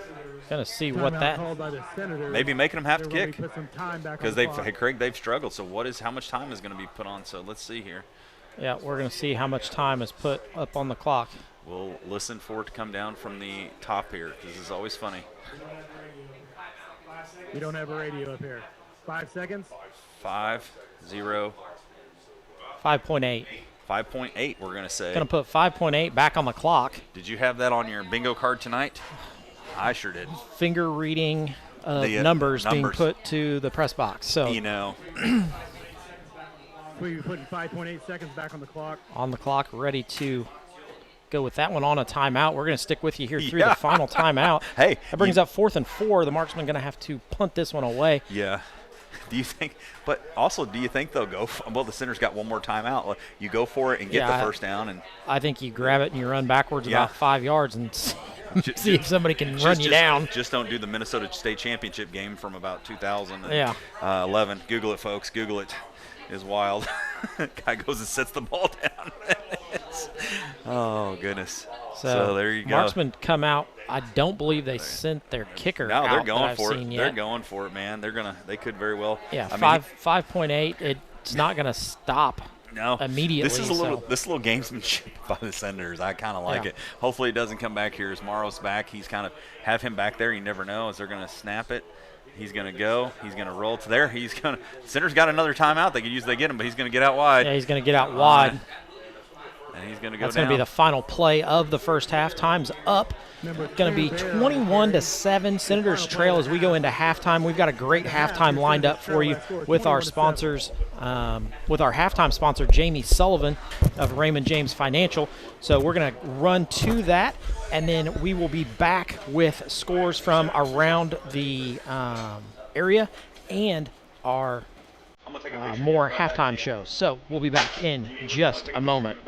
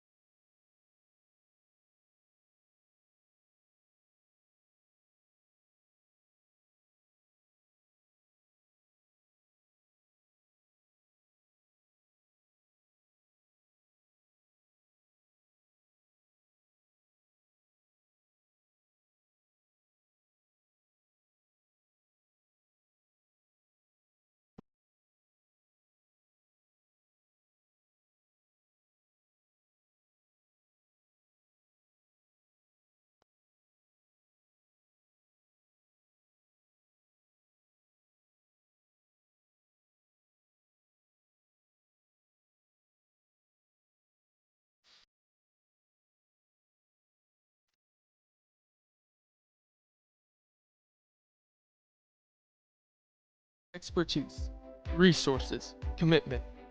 At Sullivan Financial, we offer a team approach to financial planning, offering you a broader scope of expertise than you will likely find in any one person. Clients are our main priority, which is why we work to understand your unique circumstances and ultimately create a distinctive plan that provides a roadmap for your financial journey. Located in Mitchell, Indiana, they can be reached at 812-849-2670. That's 812-849-2670. It's more so a movement than a moment, 100%. Pretty step back, hits a three. Grow with our team in order to help us accomplish our ultimate goal, which is to win championship.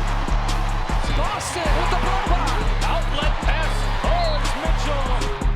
I think as a team, too, we've just continued to build that chemistry, and it looks a lot better on the court. And what you're seeing this year, I think, is only really the beginning. From here on out, it's only going to get better and better.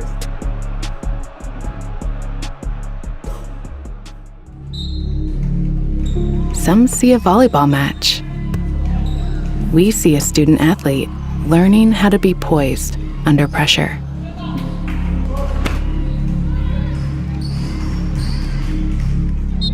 Some see a high school football stadium.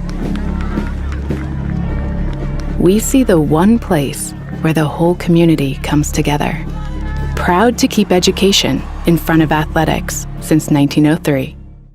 It's time for the Commissioner's Corner, an exclusive weekly conversation about Indiana high school sports with the Commissioner of the IHSAA, Paul Neidig. Now for an up-to-the-minute report about what's happening in the constantly changing world of high school sports, here's Coach Bob Lovell with Commissioner Paul Neidig. Welcome back, everyone, to our weekly conversation with the Commissioner of the IHSAA.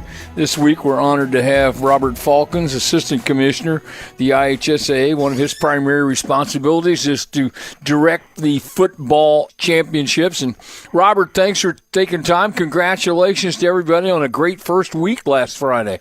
Absolutely. It's always fun. People get excited about that first week of football, and to the credit of everyone around the state of Indiana, we had a great first week. I think people would be curious, how many teams compete in football in our state? We have 317 teams that compete in the tournament. 317 teams. How many kids? Oh boy, that's we're about 18,000. I think that's the number, about 18,000. It's one of the larger sports that we have with respect to participation. That's interesting. I'm not so sure nationwide that the numbers are going up. We're led to believe that numbers are leveling off or going down in football, so that's encouraging for the state of Indiana. Absolutely. We a few years ago with the concussion and then COVID, we had a dip in participation that's come up. It's leveling off. It's getting back to where it was prior to those two instances, and our coaches are doing a great job. Kids are coming out. They're having fun, and of course the play is so good now. The play is so good, and the other thing that I think people have to understand and recognize is that it's one of the more galvanizing activities for a community and a school system is those Friday night lights types of situations where pregame, postgame, all the things that are going on. It's an event everywhere around the state. Absolutely. I was at a game on Friday night. They've got the band going on. They've got food trucks. There's barbecue. There's tailgating. You said it correctly. It is a community event. It's one that galvanizes the entire community on both sides, home and visitors, and it's a great way to start the school year. I think in my conversations with Paul Condry and others who are knowledgeable of high school football in our state, the consensus seems to be that this is in all six classes. There seems to be no clear-cut favorite going into the start, that it may be as wide open as we've seen in years. Yes, sir. And again, that has a lot to do with how well our coaches prepare our kids, how they coach them and make them ready to play. Again, football is really, really good across all classes, across all locales, and everybody has a chance to win, which is the beautiful thing in Indiana. Robert Falcons joining us. We're talking about high school football. All right, week number 2, all the coaches, all the experts tell you that the greatest amount of progress is from week 1 to week 2.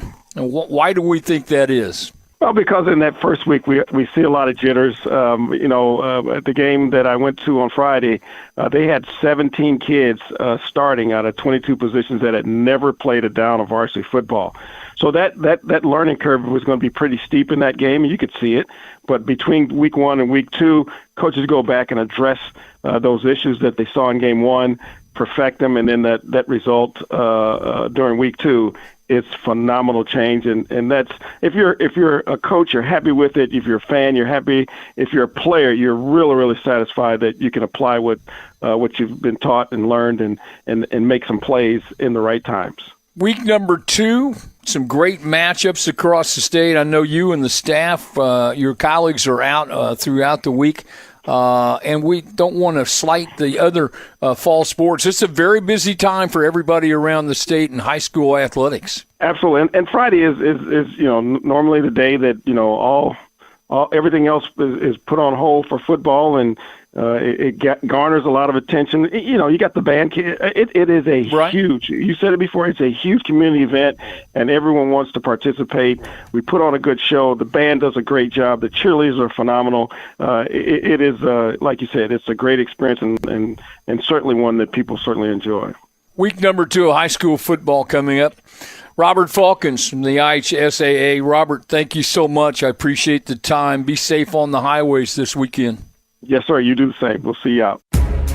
Thanks for listening to The Commissioner's Corner with IHSAA Commissioner Paul Neidig and Coach Bob Lovell. And thank you for your continued support of the high schools in your community.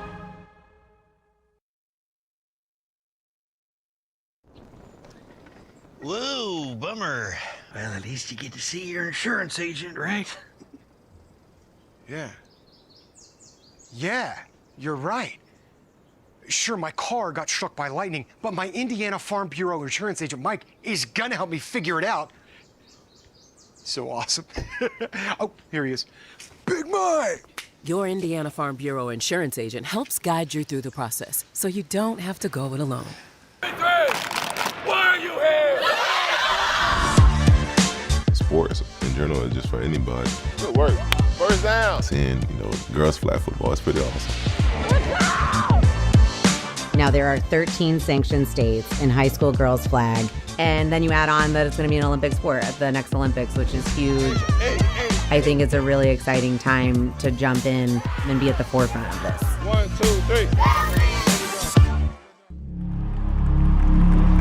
3. Some see a wrestling match. We see a 6-minute lesson in grit.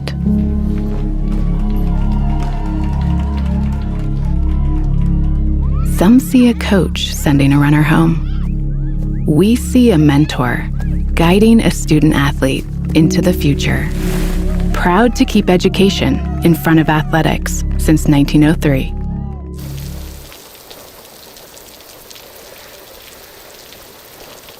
What?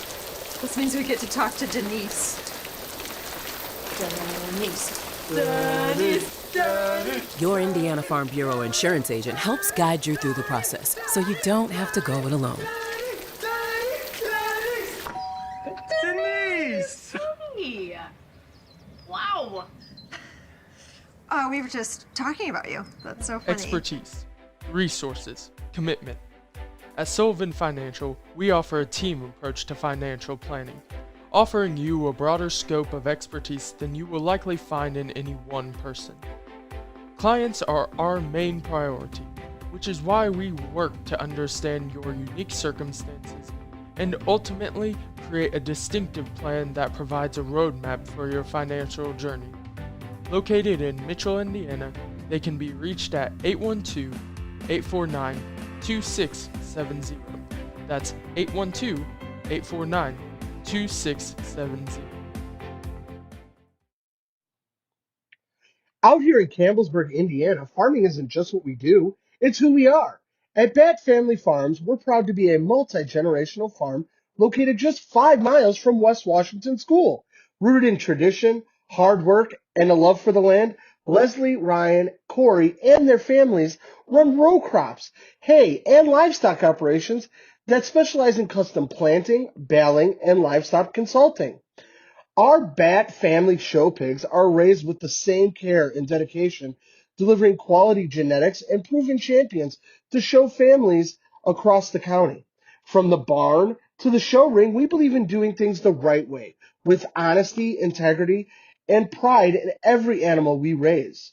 Whether you're chasing banners or building a herd, Bat Family Farms are here to help you succeed. If you need a hand planting or haying, as well as local meat for the freezer, we have your needs covered. Bat Family Farms and Bat Family Show Pigs raised right from our family to yours. Reach out to Leslie, Ryan, or Corey for all your needs.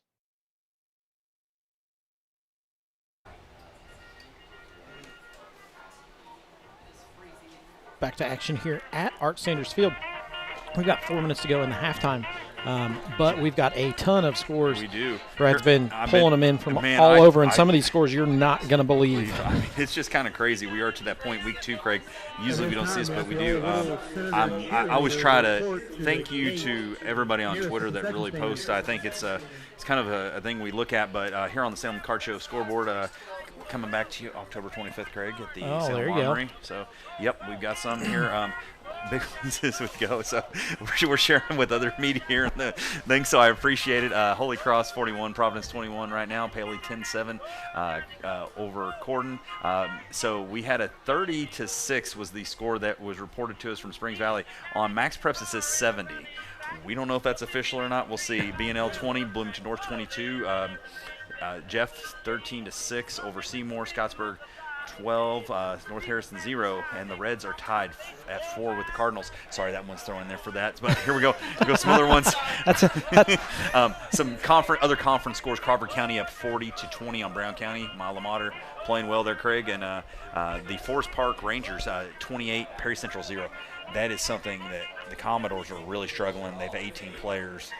19 players due to injury, and county-wide, here we go, the county scores. Clarksville up 22-0 over Eastern, and Salem up 21-14 over Silver Creek there. So a lot of scores, a lot of stuff going on here. I mean, including right here.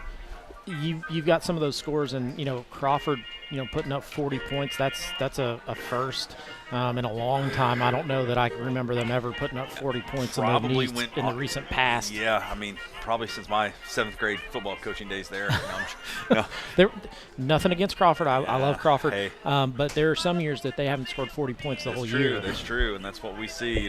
My alma mater started football. I was undefeated in high school football, Craig. Yeah, for sure. So undefeated is what both teams are right now here on this field, Craig. And we see the Senators. They've had so many chances, Craig, to really kind of come through here.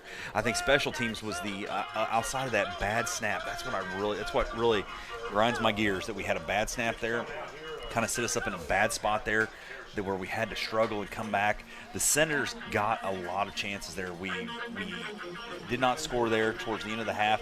There's so many chances they have. Now, what do they have to do, Craig, in this half? So the Senators have to control the ball. We've had a couple of we had an interception, we had a fumble, we had a snap over our punter's head. So those are not recipes for success, if we're going to talk about that. So that's the first thing we've got to do. We've got to make sure that we control the ball and not have turnovers. The second thing that we've got to make sure we do is we've got to stay on the offensive side of the ball. Our defense has been on the field a lot. And the only way that we're going to win a game is if our offense stays on the field. And we haven't been lucky enough to have that in the first half yet. And that's what Jen Tankersley's throwing for 141 yards, 1 touchdown, but 1 big fumble and 1 big interception. So he's got that 1 in each column right now. Yeah. And that's the tough part when you're a young quarterback like that. That's where we kind of struggle, is they're going to ask to put some more time on the clock there so these players can get stretched out. Good job by the officials there, the IHSA officials, helping us out there. Hayden Morrow with 124 yards there receiving for the Senators. Colton Brown kind of been that silent. He's got 3 targets, 2 catches for only 13 yards.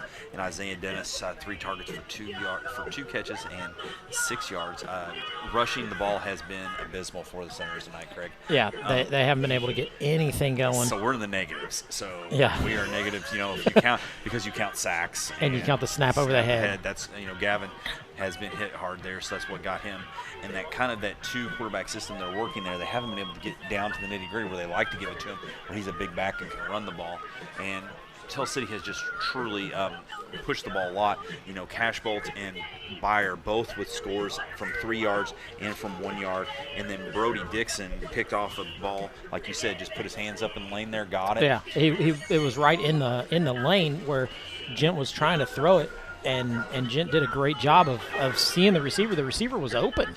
Yeah. But then not able to complete the pass because the hands are right there, and he just kind of, for lack of better terms, alligatored it and clapped right on it. And alligators, when the alligators are there, you snap, snap, snap, and that's what we're having. I'm trying to find my little cheerleader right now while I do that. She's looking for me. Oh, she's right there in the center. I don't know how you missed her. She's the first one I looked at. I forgot she's a big kid now. Craig. Out of all 60 of them down there, that's the first one. Craig, time is a thief. Time is a thief. Hey, tell me about it. You know this all too well. Yeah, mine went to get her driving permit today. I know, so. And I try every time just to do that. She knows what to do. She knows the program to smile. It breaks my heart when you look at that because, man, it goes by this quick. She's now in the 3rd quarter of this big player. So that's where we're at. But, hey, that's what we're going to enjoy. We take pictures so you have those memories. And I hope everybody does. Labor Day here, we get this little break. We're going to take a little break ourselves. Where are you heading this weekend? So I've got some friends sitting on the front row. Oh, yeah. Of Senator Nation. I see him. We are heading out tomorrow morning. We're going to be in West Virginia tomorrow. There you go. The all-time leading tackler for the indoor. Yeah, the indoor Chicago. I want to say Panthers, but I don't think that's right. That's the default when you're coming up with a team there. Yeah, the nose guard for them. So that's funny as we get ready. Hey. That's good. We're going to be heading up to Chicago. I'm heading up north. Hey, that's where they just came from. So I'm going to be leaving. I was told watch out for police officers if you're going that way. So buddy, we don't go fast enough. And believe me, we don't go fast enough. We're just usually trying to watch out for other people on the roads. Speaking of watching out on the roads, watch out for your motorcyclists too. They're good guys. They're my. I don't want to do this alone, folks. I don't know that I could. The wizard here himself knows way too much. So we've got all that, going on this weekend. It'll be a nice chance for us to recharge a little bit. It's supposed to be beautiful weather. I know. Beautiful weather everywhere. I think next week too. Might have a little rain next week, but that's all right. Mitchell's got turf anyway, so Yeah. we'll be there. And hopefully. Speaking of traveling, I know earlier I said, for this listener probably that I'm going to get a message from.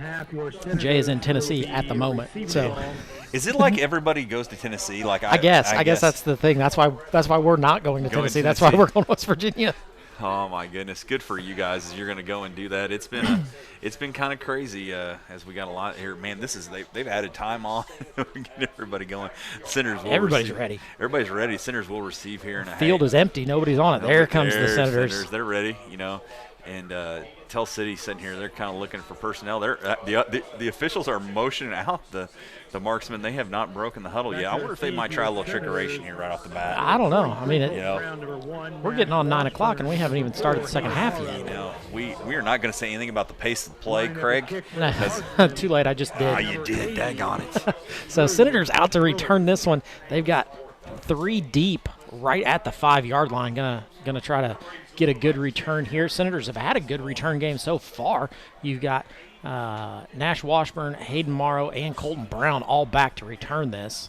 So here we go, and there's going to be Gerlich. He's going to kick. It's going to be a pooch kick kind of over the middle. It's going to go right there, up and through the legs of one of the Senators players, but he picks it up. That's Armstrong. Charlie Armstrong picks that one up, and he's going to gain about 7 from where he fielded that one before he goes down. Rumbling, stumbling, bumbling, as Chris Berman would say, and he did it. He gets it right there. He makes something out of nothing. That's what you do when you're that second-to-back guy there. Well, and he's a good one to have there. I mean, Charlie's got some speed. He's able to run the ball. He's a natural running back. So getting the ball in his hands isn't a bad thing. Yeah, so right there, and he's living up to that number 5 there as he wears the brother's number. Well, Mason did have a really good senior year in Perry County. So we'll see here. Jen Tankersley's going to take the snap there for the Senators here on the first play of the second half. That's going to be a run, but that's going to be brought down. That's Armstrong being brought down in the backfield. Yeah. Nice tackle there. Number 50 for the marksman, that's Jason Stiles. We haven't called his name yet, but man, he read that. He read that and got right up into Charlie Armstrong. Which you're going to the flow. He was at nose, I believe, when he did that. So he came up through the middle and then just went straight down the line and made the tackle. Jackson Stiles. So it's what you're seeing. What you're seeing here is the Senators they're going to split Morrow to the right and then Brown's over to the left.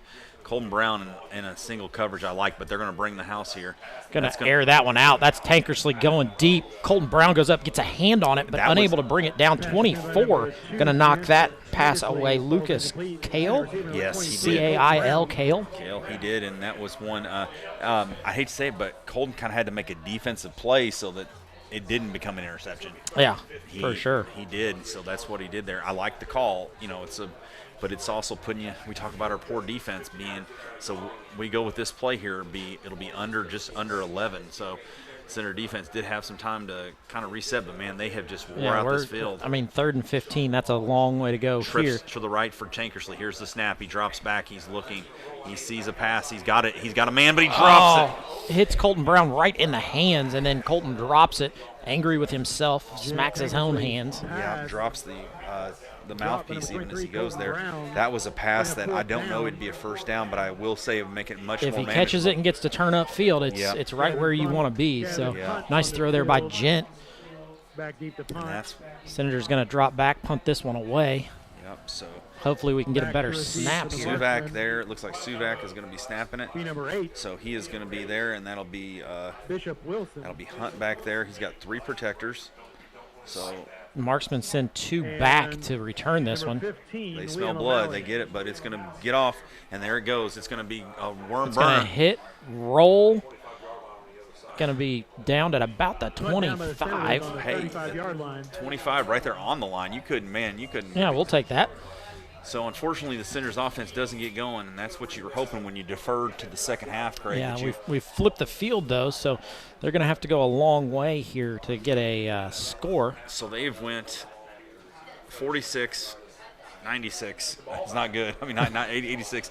It's been some long drives for the marksmen, so they're used to it. They're like Hawkeye in one of those Marvel movies. They don't mind which arrow they use to get you. And like we said, Senators trailed this one 21-7. 10:54 left here in the third quarter as they're going to bring some heat themselves. It's going to be an RPO up the middle there. That's Cashbolt with the ball, and he's going to be brought down. Number 27. Cashing in about 7 yards there before he's pulled down. Case Bolt, the ball carrier. Right Going there. to bring up 2nd and 4. Isaac Worley. That's been a problem for the Senators, stopping a really good fullback. And I tell you what, in high school football, if you've got a good fullback, when you've got an RPO like that, I mean it. That's a nice problem to have. So if you're not, that's football jargon for run pass option. Folks. Yeah, and that's the thing that their quarterback, he has the option to pull that at any time. He does. So hands that one off again. That one met by Senators, then going to be pushed backwards. And that's what you want. You don't want to give him. And we got a penalty flag on the left side there, so I don't know what. I don't know what it is. I'm gonna say it's probably false start on the marksman there because it was just a lot of hoopla going on. Going to be offsides on the Senators. Oh, face mask. Against the Senators. Face mask on the Senators. Enough for a first down. Yeah, that's a shame because he was dead to rights there. You didn't need that face mask. First down. So they get the chain set.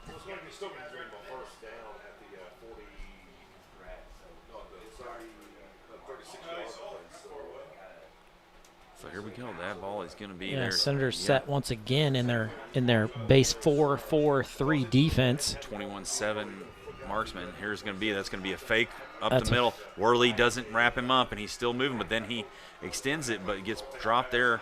That is a very, very crazy play for the Senators, Craig, because that play was extended so much to the point there that Isaac Worley was able to go down to the line and remake the tackle. Yeah.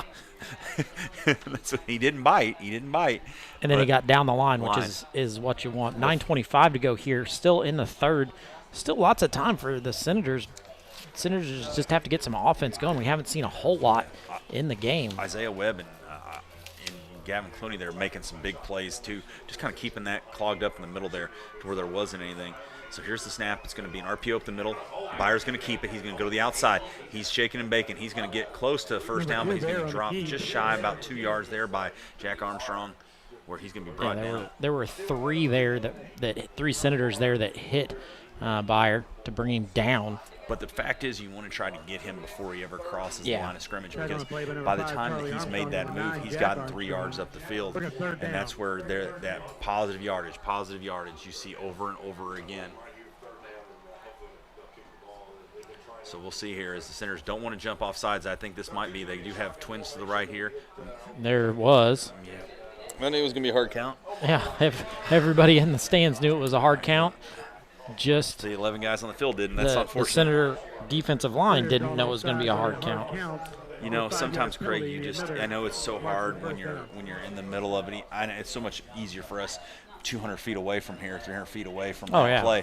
We can see that, and we kind of go that, we don't have the adrenaline going like they do, but it's just those little plays sometimes are so huge, because that is now bringing the ball up. They got a fresh set of downs, and they're going to be in Senator territory here with one positive play. Byer in the backfield once again. Yep, he's going to take this snap. That's going to be. It's almost like a jet sweep. Yep, and he's got a whole slew of marksmen in front of him. Nice job by Hayden Morrow to come across the field to make that tackle. Yeah, comes from his free safety position. I was kind of worried there as we looked, as we were going, that 23 there, Colton Brown was coming in, that he kind of got him a little high. I was like, yeah, they kind of. Two tackled him. Two tackled him. Thankfully, no horse collar, no helmet. You just do that. And that was a lot of running. For the first time, they ran a lot but didn't get very much. This is going to be 2nd and 7 here. Okay, so that slot to the left side there is something that we need to be observant of, because Wyatt Wallace is out there wide on that. So on that inside slot right there. Now left hand is going to be RPO up the middle, and he's going to still fall forward. Yeah, fall forward for three yards. That's hard. That's Cashbolt. Cashbolt keeps cashing in, man. He's got it. It's going to be 3rd down and 6. You think you're hard count here, Craig? Yeah. After the past three times, yes. I think you. I mean, okay, so you got 30 seconds right now, and that's what's crazy. Somebody go let the defensive line know it's going to be a hard count. I think you go up and you go up right now and just hard count to 20 seconds, and then you've got the play. If you don't get it, then you go. So see there. Well, he's going to be wide, so it still could be. So I'm still saying that Wyatt Wallace is in single coverage over there on that inside slot guy. Byer going to drop out the pass. That's going to be a first down out wide to number 15. That's Liam O'Malley there, the senior. He's had 2 catches tonight, but he's had 2 very good possession catches and 1 for a first down. Well, that's all you need is a possession catch for a first down. I mean, Julian Edelman made millions of dollars by doing it, so there you go. I mean, that's what it was. And like we said, the Marksmen on another drive here. They started this one on the 25, and they're driving now all the way to the Senator 40. So 6:36 left here in the third quarter on that Bat Family Farms scoreboard. Here's going to be the snap. It's going to be a He's going to keep this one. Byer going to get upfield very quickly, just lowers his shoulder. Going to pick up about 14 on that carry. Craig, that's when they're throwing number 40 over there, Jackson Weatherholt. When they're coming in, I've noticed he has been that lead blocker a lot of times to that side. He's ran the ball only once or caught a pass out of the field there. He's a big body there for the Senators at 6 foot 204. So he's somebody that you see there. That's who Byers kind of goes off his hip and then cuts it back. Byers sees the ball, the field really, really well. Yep. So here we go. Byer will be taking the snap, and it is wide. And so it'll be interesting to see that we're going to be. There's a handoff, 27, Cashbolt up the middle. He's met by Senators and brought down. Still got a couple, though, it looks like, unfortunately. Let's see what the forward progress is there. It's something that's – all right, well, Craig, that might be our That might be the shortest forward progress that they've had all night. I am tired of writing this young man's name. Like I said, it's over and over again as they're going to be rotating some kids in there. So I see that Washburn comes in and so does Clooney there. They're going to try to clog up that middle there. Washburn's going to be dropping back. That's something we have to watch too. There has been Fort Wendell there in the slot. That's who Washburn's They come up and they're going to play some press man on this. Mm-hmm. It's going to be a snap. It's going to be a pass. Nope, he's going to run. He's going to pass. There's a Senator right there to bring him down. That's 70. That is 70. That is Webb, is that I believe. Just straight 70? No, that's 75. That is 75. I believe that is Webb for us. Nice job. Excuse me, Isaac Worley there. Yeah, Isaac Worley playing a little interior line there to bring down. Those great numbers are tough to see at night, is all I'm going to say, folks. Those of you on the radio, you don't see them, but they're hard to see. Let's see what it looks like. It looks pretty good on TV. Yeah, not too bad. Not too bad. As we're going to see them switch to the other side there, Weatherholt, and right there you see that's where they're switching personnel over there. So number 4 on this side is Jack Hammond. He likes to isolate him, Craig, and throw to him, but he's left-handed, so that is not his natural way over here. So he's going to go to the other side. There it is. There's Weatherholt. He's got a big catch, and that's going to be close to a first down. Yeah, nice job to bring him down, but that's right at the first down marker, so that's enough for a first down. Craig, unfortunately, that's one of those things. You have a football IQ too. You have a left-handed quarterback. Yeah, he's going to roll that way. He's not going to, and that's when I said I looked at Hammond was on this side where we might bite for that because he's been a safety pin all night. That was a play where you got to know the guy's left-handed and he's going to go there. Yeah. And Weatherholt's name has been called twice, and he's gotten a first down there on that second one. And that is a backbreaker for the Senators. They're going to be trying to just find a way to stop him here. 4:12 to go. It's going to be handoff up the middle. Cashbolt has got a full head of steam. There's a lot of extracurriculars on the left side there. We got all kinds of football players on the ground. Looked like a herd of dominoes just falling over there on both sides. And somehow Cashbolt gets up for about another 5-yard gain. Yep. Going to be 2nd and 5. Still can get another first down before they get into the end zone. So, I mean, Center's got to be trying to poke the ball out here. They got to be finding a way to somehow cause a turnover. This a touchdown here for the Marksmen is going to really deflate the Senators. Yeah. Going to be a long way to come back on this one. So that'll be Cashbolt again. Cashbolt again. He's met there by the Senators. They're calling touchdown already. I don't think he ever got that close. I don't think he got that close. My you're goodness. still at the 5. 5, yeah. So I don't know that I would want whoever was signaling touchdown there to give me an estimate on anything. because that would be very way off there. That was from the 5-yard line. He's 6 yards out of the end zone. I don't know. So Washburn comes off there. Is they're going to be rotating some players in there. Coach Gibby calling in the offense. We get the big line set up. Quarterback going to get a push here.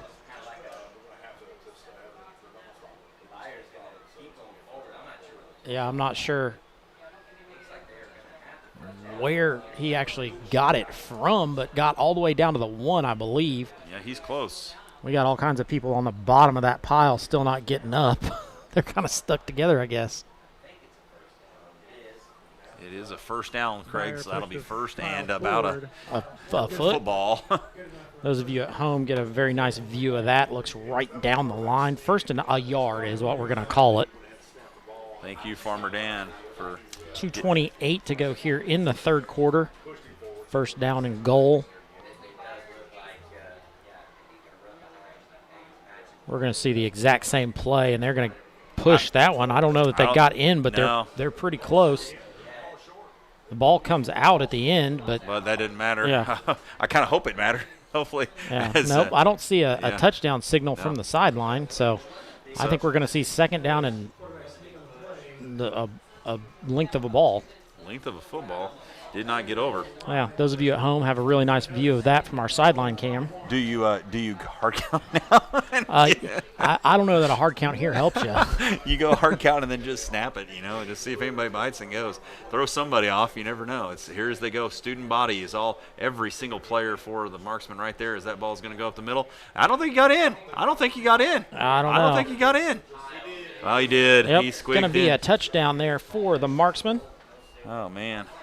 I tried helping him out there, but he's going to be getting it. And that's where it'll be. It'll be 27-7 right now with 1:32 left here in the. That one really deflates the Senator defense on that. So. As we got Byer as holder. Yeah, he's getting stretched out a little bit there.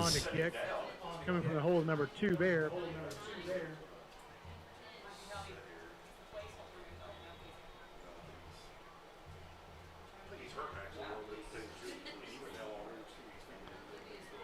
Marksman set to kick this one through. That one down, placed, up, and good. Going to move it out 28-7. We're going to step away, have a commercial break, hear from Lynx Clothing and Shoes, and we will be. Lynx Clothing and Shoes is located at 15 Public Square, Salem, Indiana. Since 2006, owners Rick and Rita Lynx have offered a wide variety of services to Washington County residents. And it's also the best place to pick up all your Senator gear for every season, so you can cheer on your Senators in style. And if you don't find exactly what you're looking for, no problem. Lynx can help create whatever you need with their custom embroidery machines and their on-site screen printing. No order is too big or too small. They also offer custom hats, Letterman jackets, and even tuxedo rentals. You'll also find a wide selection of jewelry and other accessories, casual wear, workwear, and of course you'll find shoes. Lynx also offers a wide selection of sporting goods and equipment for any sports season. Don't forget to check out their selection of Candleberry Candle Company candles. Lynx Clothing and Shoes, 15 Public Square, Salem, Indiana, 47167, 812-883-4154.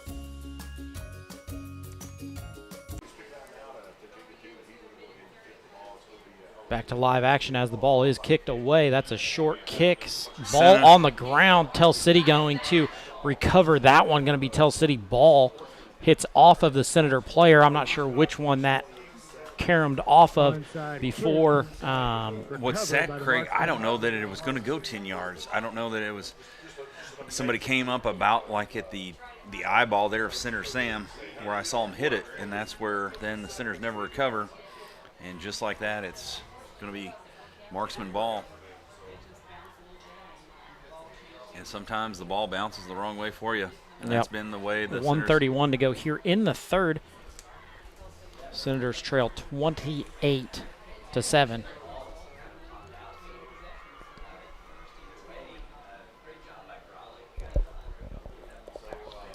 You know, we talk about being too light. Well, now it's too dark, so I got to do some adjustment, making it the Byers going to numbers take the come snap. in. He's going to hand it off. RPO there again to Cashbolt, who's kind of driven down there by 27 Case Bolt. some centers. But once again, I think that was Sears on the tackle, but that ball's going to be brought up to, once again, about a 5-yard gain. Yeah, going to be 2nd and 5, 2nd and 6. Think about a 3-yard gain to bring up 2nd down and 7. Tell City doing a great job. Just keep running their offense. If we're not able to stop it, that's going to be the. And there's going to be the hard count. The centers are going to jump off sides. So that'll be Suvak, I believe, on the Trekker far. Suvak on the far side jumps off, and it was so blatant that he knew he was caught, so he just stayed there. He did.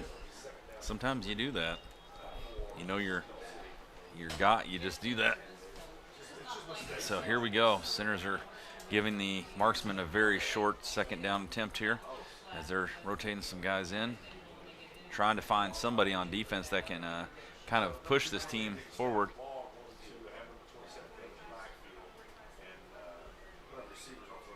Here's the snap. It's going to be a pass to the flats. That's going to be off the hands of That's Hammond. the first drop ball that he's had all night. Yeah, he definitely, and that was probably, I'll be honest, that was probably the first bad ball that Byer has thrown. Yeah. Like, you know, it was like it didn't look like a wounded duck or anything. It was just not a.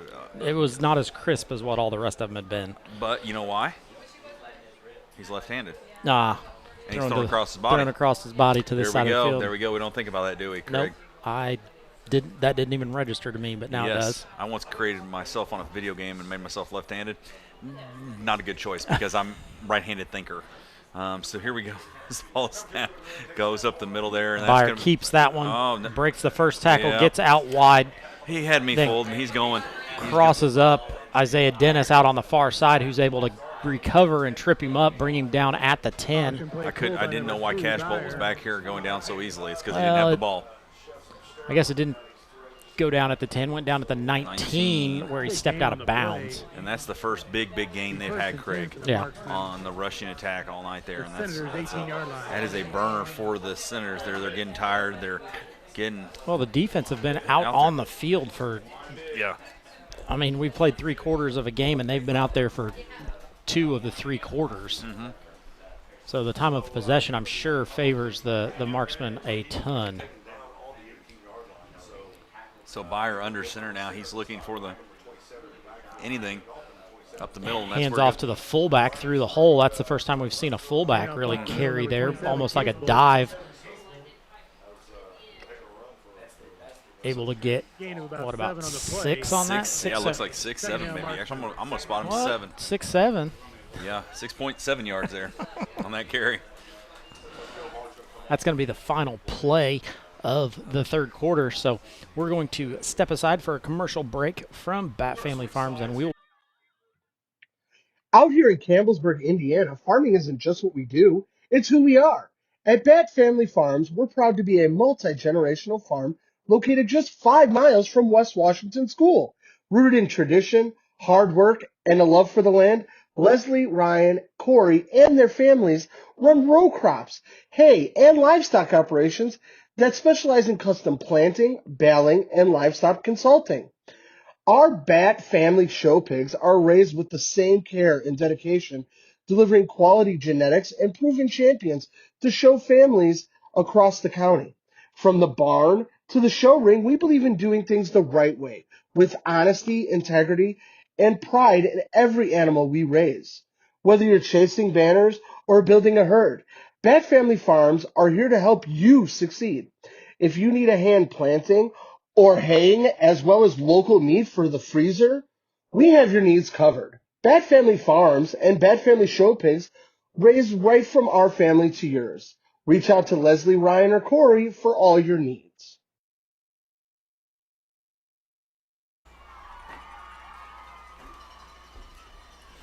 Back to action here as we start the 4th quarter of play. The Senators trail by 21, so Senators have got to get something going, but the marksmen are driving, looking to get another score here.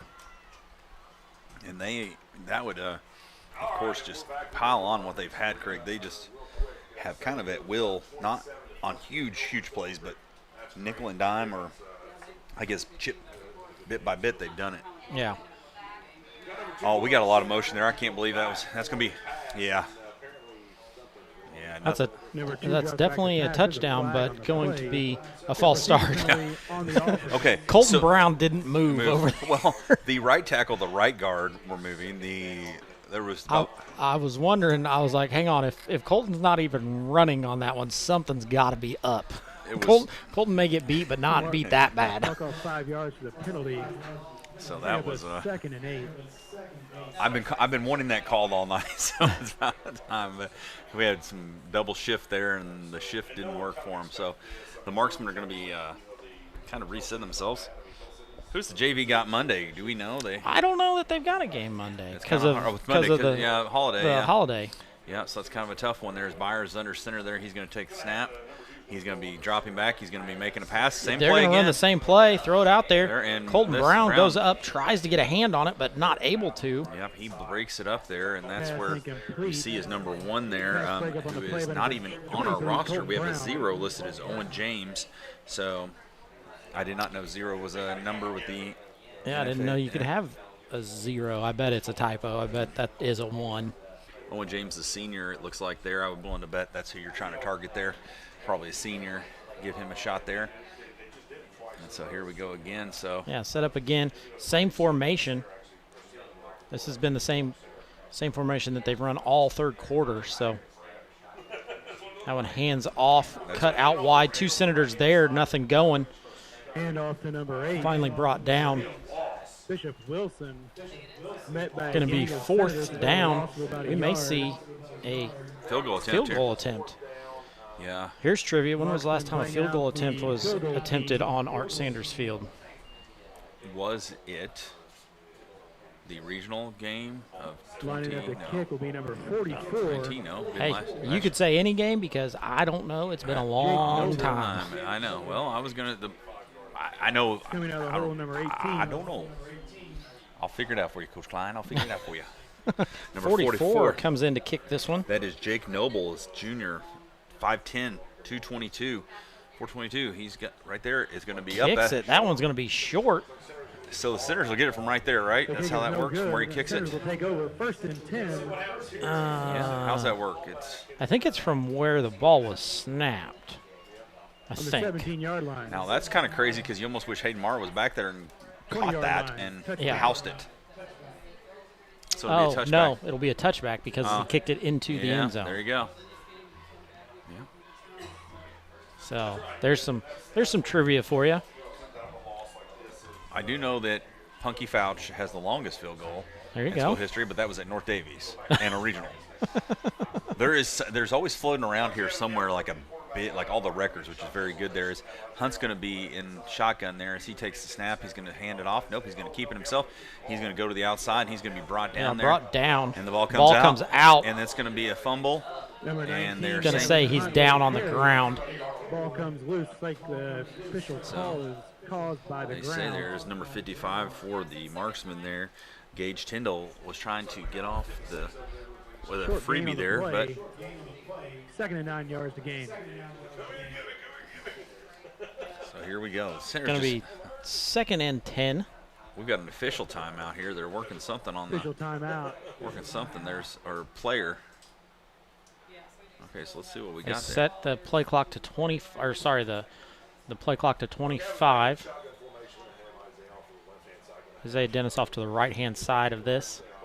Ball comes back to Hunt. Hunt going to throw it. Goes in the air. That one goes off of got it. a hand, then is pulled in after that. So nice catch and pass there for Gavin Hunt. Goes off of the Tell City hand, just out of screen. Hayden able to then bring it in after that. So there we go. So we're going to have right side will be Hayden and Colton over here to the right for Hunt. He's going to be shaded with Isaiah Dennis there right next to him. Could dump it off here. This is a chance. I think we got an outside linebacker right here, so we do have a chance right here in this middle. Hunt going to run. That's going to be a hold on the Senators. He's going to get lower his shoulder, pick up the first down, but going to be for nothing because that one's going to come back on a hold in the backfield. Joe Hart there just cut somebody down, and they're going to move it. a little better for us there. Huh? Yeah, but still not good. Not good at all. Hunt with a nice run, but all negated because of the hold. Yeah, got beat, and then honestly, it was just like there was no play there. So. Well, and it's one of those that he wasn't going. The guy that he held wasn't going to make the tackle anyway, so let him go. So it'll be first and about 20. Yeah. Right at the 20. 20 there. Yeah, right at 20. So. Almost to the end of the stands there. We're going to have to go a long ways there, about the whole length of the visitor stands. It's going to be for a first down, not where you want to be there. Yeah. So we're also going to be moved. Look at this, Craig. You're going to be bunched up over here on this hash to this side. So here we go. It'll be Hunt and shotgun. He takes the snap. He's going to hands it off to Dennis. Dennis lowers his head, going to get positive yards. Tackle on the play by number 19. Still going to bring up about 14 more that he needs. Yeah. It's going to be about second and we'll call it 15. Yep. Second and 15 there with 9:21 there on that Bat Farms scoreboard there for us. Make sure you stick around at the end for the Busey Mechanicals Services post-game show.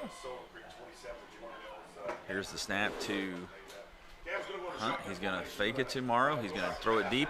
He's got Brown wide open. Brown catches it. He's staying in. Let's see. Going to be brought down at the 10. Not so sure he didn't step out of bounds before that. Hey, the gentleman over here didn't call it, so yeah. Maybe because he knew he was going to be in bounds. I don't know. But good job by Colton Brown walking the tightrope of that sideline there. And that may very well have been just how we were seeing it from this perspective, because he was seeing it down there. So Colton's going to take a breather as the clock is still running here. Senators just trying to 8:55 to go in the fourth. Senators trail 28-7. Trying to do something here. Isaiah Dennis will go wide along with Hayden Morrow to the left there, and Charlie Armstrong will be back there along with Jack Armstrong as a blocking back there for Hunt. So let's see if we might try to run it up the gut here one time. Very well could be. It's going to be a snap. It's going to be low right there. Armstrong's got it. Nope, it's going to be over the wide. Going to be over the top. Try to bring it in. Unable to Hayden Morrow. Morrow. 3 defenders in that area, Craig. There was 2. Morrow's had a really good game tonight. He has. I don't know how many yards over just out of the reach of Morrow. What he has definitely would be a big one for him. And Hayden, we expect that out of Hayden. Hayden's that kind of he's that ex-player that just kind of goes out there and is a big-time player. Colton Brown back in here, and Center's trying everything they can to kind of put some more points up here, Craig. It's definitely one they want to try to do. The more points that we can put up, the come back, and you never know with 8:27 left. You just want to also finish the game strong. Hunt rolls out. He's got 2 guys there. He throws it hard to Morrow. Morrow's going to cut back in. He's going to be. Oh, we got a flag down. That's going to come back. That's going to be. Nope. So that looks going to come back. It's going to be no. It's going to be, yeah. Ball was definitely so. It looked like Peyton Mancini there on the hold, and that's what it was. And so that's where the ball is rolling to the left side. So that was the right guard, Craig, and that's where you don't want to have that, because once again the ball's going away from you. Yeah. So that's going to negate it and move it back. So 8:19 left here in the fourth quarter for the Senators. They're trying to put up some more points. They're going to have to go 10 more yards after that one. So great ball by Gavin, great run by Hayden. He's got to be just exhausted as he's sitting here, as we see Brown to the right side, and Hayden is going to be in the slot. And Wyatt Wallace to the left side there is eligible to receive a ball, but he's going to be blocking. Hunt's going to shake around. He's going to throw it. He gets it off and just throws it over thankfully. The top. Nothing there. He avoided a sack and then did that. He's shaking his arm. Hopefully his shoulder's okay there. Kind of took a bit of a shot as he threw too, so arm definitely a little jelly there here in the fourth quarter. But you also hope that you can plant your feet and throw the ball too. That's one thing you want to be able to do. Yeah. He's working a windmill there, trying to keep his arm loose. It's going to be 3rd and 20 here. Think the Senators are going to throw the ball here, Craig? Yeah. Gavin giving away there as we go, but that's all right. We've got it here. He's going to roll. He's going to look. He's got 2 big defenders. He drops it off to the flats. That's Morrow with the catch. It's not going to be Amaro enough. with a good catch, but there's another flag on the ground. So is that? Let's see if it'll be against the marksman or against the centers. It's been all centers tonight, so it looks like Going to be holding on the marksman on this All one. right. I don't know if they've gotten very many penalties against him tonight, Craig. It just seems like it's. Yeah, it doesn't seem like it. It doesn't. You know, that's my perspective, which is not always right. Here's a flag on the play. So that'll move him up a bit there. So we need the down. Let's see as we go here. Always. As we So I'm interested to see where they place this and what the down is. Yeah. One of these years, Craig, we'll go and actually learn all the rules to the game Well, of football. it's a hold. It's a hold. And so then. And it would be 10 yards from the hold. Spot, yes. But I still don't think that's enough for a first down. I don't think so But I either. think it's an automatic first down Automatic on, first. on a hold. I don't know. Personal foul, yes. But we sit here as the centers. They're talking about it now. They're not sure. So I'm glad that I'm not the only one who's not sure on what this play or what this is going to turn into. Maybe, they're trying to figure out, is pumpkin spice back at Starbucks right now? Maybe that's what they're trying to It's figure out. at Dunkin' because I was there this morning. I know. As I'm sitting here drinking, my wife told me pumpkin's back, and she was very excited. And so, You know the best way to eat a pumpkin, right? No. Throw it in the trash. There you go. I agree. My grandma made a very good squash pie back in the day, old school squash that I never like. Nope. Nope. It's going to be a third down. And so let's see here as we got that. So it's a hold, going to be third down, replay third down. Replay third down. Okay. With a 3rd and 10. Third and 10. Repeat third down. 3rd and 10. There we go. So we figured that out. So we've got 3 receivers, trips to the near side of the field. Eat a pumpkin, throw it in the trash. I'm going to use that one later. Here we go. Snap. Goes to Hunt. He's rolling to the right, fighting for his life. He's going to try to get it off. He throws it. He's got somebody in the corner. It's going to be caught. Nice catch out there. Yeah, they're going to call it. Yeah, he drug his foot. And that's going to be right at the 1. That's going to be. Is that Hayden I Morrow to think bring that so. in? I I think it believe was. so. Hayden Morrow. I wasn't sure that it wasn't Nash, but I'm pretty sure it was Hayden who caught that at the. Gent coming in here. Is they're going to try to run it? Are they going to run it here? Because we got all kinds of chaos going on here. We got guys going. We got Gent. We got Isaiah, and she'll be right there. A lot of motion. Tankersley gets it. He's met very quickly by 75, who brings him down. Going to be a loss of 2. Jevin Jaggers, the junior there, 6'2", 271, making that big tackle there for the marksman. Only about 100 pounds difference between him and Gent. I just wanted everybody to know that. That's like 2 gents. Yeah, if that's Gent's like 170, then. Let's be honest. That's 2 gents, 1 Og, and about half a Duke. There you go. As we go there, so he's going to go sneak up the middle. I'm willing to bet. Nope, he's going to be tossing. He's going to bootleg. Nobody there. And nobody home. So he comes in. He pivots to pitch it, and nobody there. So I don't know if that assignment was bad or what. We had all kinds of. We had people going the wrong way as they come in, so it's going to be third. And we were all the way down on the 1 or 2, and yeah. So I don't know what you do right there, Craig. I don't know. That's what as we're going to go back where Gent does better out of the gun there with. We're going to have it's going to be a penalty against the Senators. It's going to be timeout. Timeout. We're going to step away for a quick commercial break. Who are we going to? Let's go to Raymond James with expertise, resources, commitment. At Sullivan Financial, we offer a team approach to financial planning, offering you a broader scope of expertise than you will likely find in any one person. Clients are our main priority, which is why we work to understand your unique circumstances and ultimately create a distinctive plan that provides a roadmap for your financial journey. Located in Mitchell, Indiana, they can be reached at 812-849-2670. That's 812-849-2670.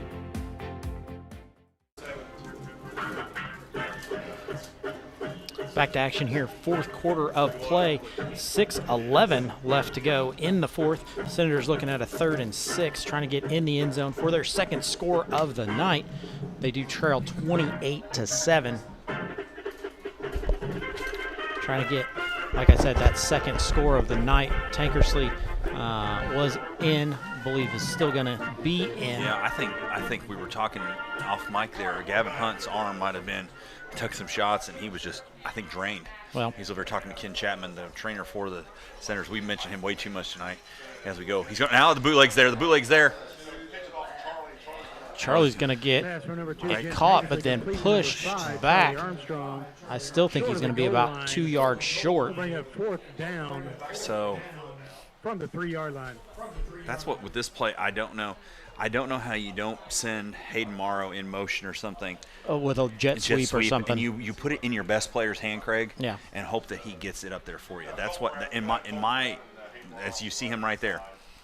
He's going to come to the wide side of the field along with Isaiah Dennis. So if this is what we're thinking, but yeah, he's not going to come on in motion from that far out. So that's the only thing I can think of. He's going to be rolling that way. Gent throws it at the feet of Colton Brown, unable to come up with the catch. So going to be a turnover on downs on the 2. Yep, so that's been 3 attempts, 3 chances there, Craig, that the Senators have had. So that would be a chance of 21 points when you think about it, my friend. Yeah. 21 points would be very huge right now for the Senators, and that's where they've just kind of had those missteps. And unfortunately for them, that's how this game has been a game of missteps, some costly penalties. And now we're going to get a heavy dose of the marksman, just running it right at us every single time. Yeah. With 5:28 left, that's what they're going to be trying to do, and they're going to be trying to break it open there as they go. So here's the motion to that side. Hands off to the fullback as he comes through. Going to gain about 3 on that one. Hand off up the middle, number 27. There's a lot of things positive tonight. A lot of frustrating things. You look, and we knew a very good Tell City team coming in. Yeah. We did not, and I'm proud of how the Senators have played here. But I'm also kind of disappointed in the opportunities they've had to score. We've not been able to cash in on them. But then again, against a good team, teams make those stops. Yeah, exactly. And that's this Tell City team is a good team. Yeah, this is a team that, like I said, went to a sectional championship last year. Very good, and we have to kind of it's good 2A school to play right here, right now, as that ball's up the middle. Hands it off again, going up the middle, going to gain maybe 2. Bring up 3rd and 5, 3rd and 6. Gain on the play. I think it is some too when you play somebody like this, Craig. It's something that you do. You play a non-conference, somebody you won't see again, but it gives you that challenge to see where you need to be. Right. As your season goes on. Well, and this is a good measuring stone for the Senators. Look at you. They're going to play Perry, who Tell City plays. Tell City goes to Pike Central next week, who is not a predominantly good football school, but you're going to get to you see kind of where you stack up against a team that the Perry Central Commodores have been kind of the leader of the PLAC for a while since it's been the Senators and that's what next week, getting to that point where we'll talk about it, is that's where that second season starts for the Senators. Yeah, you have to. That's where you want to be. Senators next week travel to Mitchell. Yep. And we'll be excited for that one there. Be a lot of fun. Coach Gibby calling in the defense to his defensive squad out there. They've been out there a lot. Coach Gibby. Yeah. Coach Gibby has been out there so much, and as we see Tell City just with a stacked lineup there, this is going to be another run up the middle. Craig, I'm going to give you a score that's going to blow your mind in a second. Crawford County has scored 70. 56. So I have to think of this. That is a school record for points because I was there the night they scored 38, I think. I was on the clock. So they are up in the third quarter, 56-20 over Brown County. Alamo playing well. We got a player down with some cramps. I'm not sure who that is. Some players stretching him out, trying to get the cramp in his, I'm guessing it's a calf. Once again, want to give a big shout out to all of our sponsors: Raymond James, Jamie Sullivan, Washington County Community Foundation, of course the IHSAA, Lynx Clothing and Shoes there on the square, Michael Long with American Family Insurance, Busick Mechanical Services, and Bat Family Farms. So big thanks to all of those for sponsoring this year, allowing us to bring you these live streams. Forest Park 35, Perry Central 0 right now. So the Commodores definitely down this year in comparison to years past. The Paley Corden score will be up in just a second here for me. As soon as I can type it in. I got to spell Paley right. 17, Paley 17, Corden Central 7. So that was one there. Paley getting their first one on the year as they go to Corden Central. Yeah, well, they went to Boonville last week, which is no joke football school. Yes. Ball handed up the Fighting middle. Darren Ward's down there. Short gain. It's going to be 3rd and 6 as they come up 2:40. So under 2 minutes after they run this next play.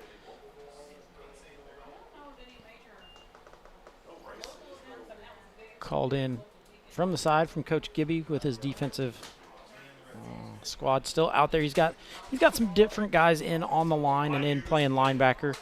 Some injuries definitely hindering the Senators. McFeeder's on the sideline with no pads on after the shoulder injury that we talked about.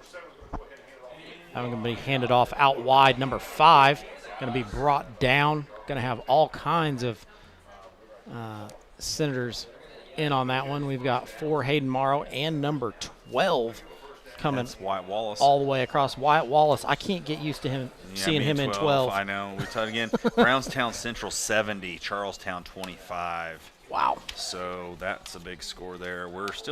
I'm still amazed at that Valley Mitchell score that we were looking at. We were in the that run was enough for a first down, so that's going to bring up first down and 10. Per Max Preps, it was 70-6. Valley over Mitchell, 70-6 tonight. So wow. That's good for the Yellow Jackets. Maybe good for us next week as we see as that ball almost went down and finally comes back. That one going to be 2nd and 9 for Progress, going to get him a yard. Case Bolt. Tackle on the play by number 52, Hayden Bowers. Hayden Bowers comes in, 52 with that tackle, playing middle linebacker, the freshman. With McFeeder's out, Hayden steps up into that spot. Who do your Miami Hurricanes play tomorrow? Notre Dame. Notre Dame. Well, Indiana plays Old Dominion next week. They play the band Hardy, and after that they play. They're playing fictional schools, if you ask me now. Well, they heard they have Bishop Sycamore in week 3. There we go. So Be we'll a see. 5-yard penalty. Maybe they'll pick up some high schools, some Bishop Knoll from up around Bishop Knoll, there you go. up in the region. I'm going up there next tomorrow, yeah. What's up? My buddy Mike Haddad. He works at Bishop Knoll. So, yeah, who knows? You see that. So, although big. That was that on your bingo card? Somebody was going to say Bishop Knoll? Bishop Knoll, no. Okay, so we got this. We got all kinds of stuff. What are we talking here? I'm not sure. I don't know. Coming over to Coach Lowry, going to ask him what he wants. 117 left here. I'm sure he would have liked a win tonight, but that's not the way it's going to work out for him. So we will see here. Is they're going to take a couple moments here to figure this out there. Going this, they could very well. Yeah, we're going to see a couple more plays here before this one's over. Yeah, that's going to be a quarterback keep. Byer keeps that one, turns, nothing going, going to be stopped. He was once again Wyatt Wallace there, number 12. I did get that one this time. There you go. If he makes 3 tackles in a row, surely I can call his name right. There you go. Well, that was a funny play because Nathan Gabbard was right there with him for his quarterback, Byer, and Byer was like, I don't think he knew his own lineman had him from behind. Because like everybody else was hands off, and they were 2-stepping back towards the end zone there, and don't know what was going on there. You know, I guess you stay with your quarterback till the very end there, and that's what he was going to do. So here we go. They're going to go into victory formation here. probably be able to take that one, take a knee.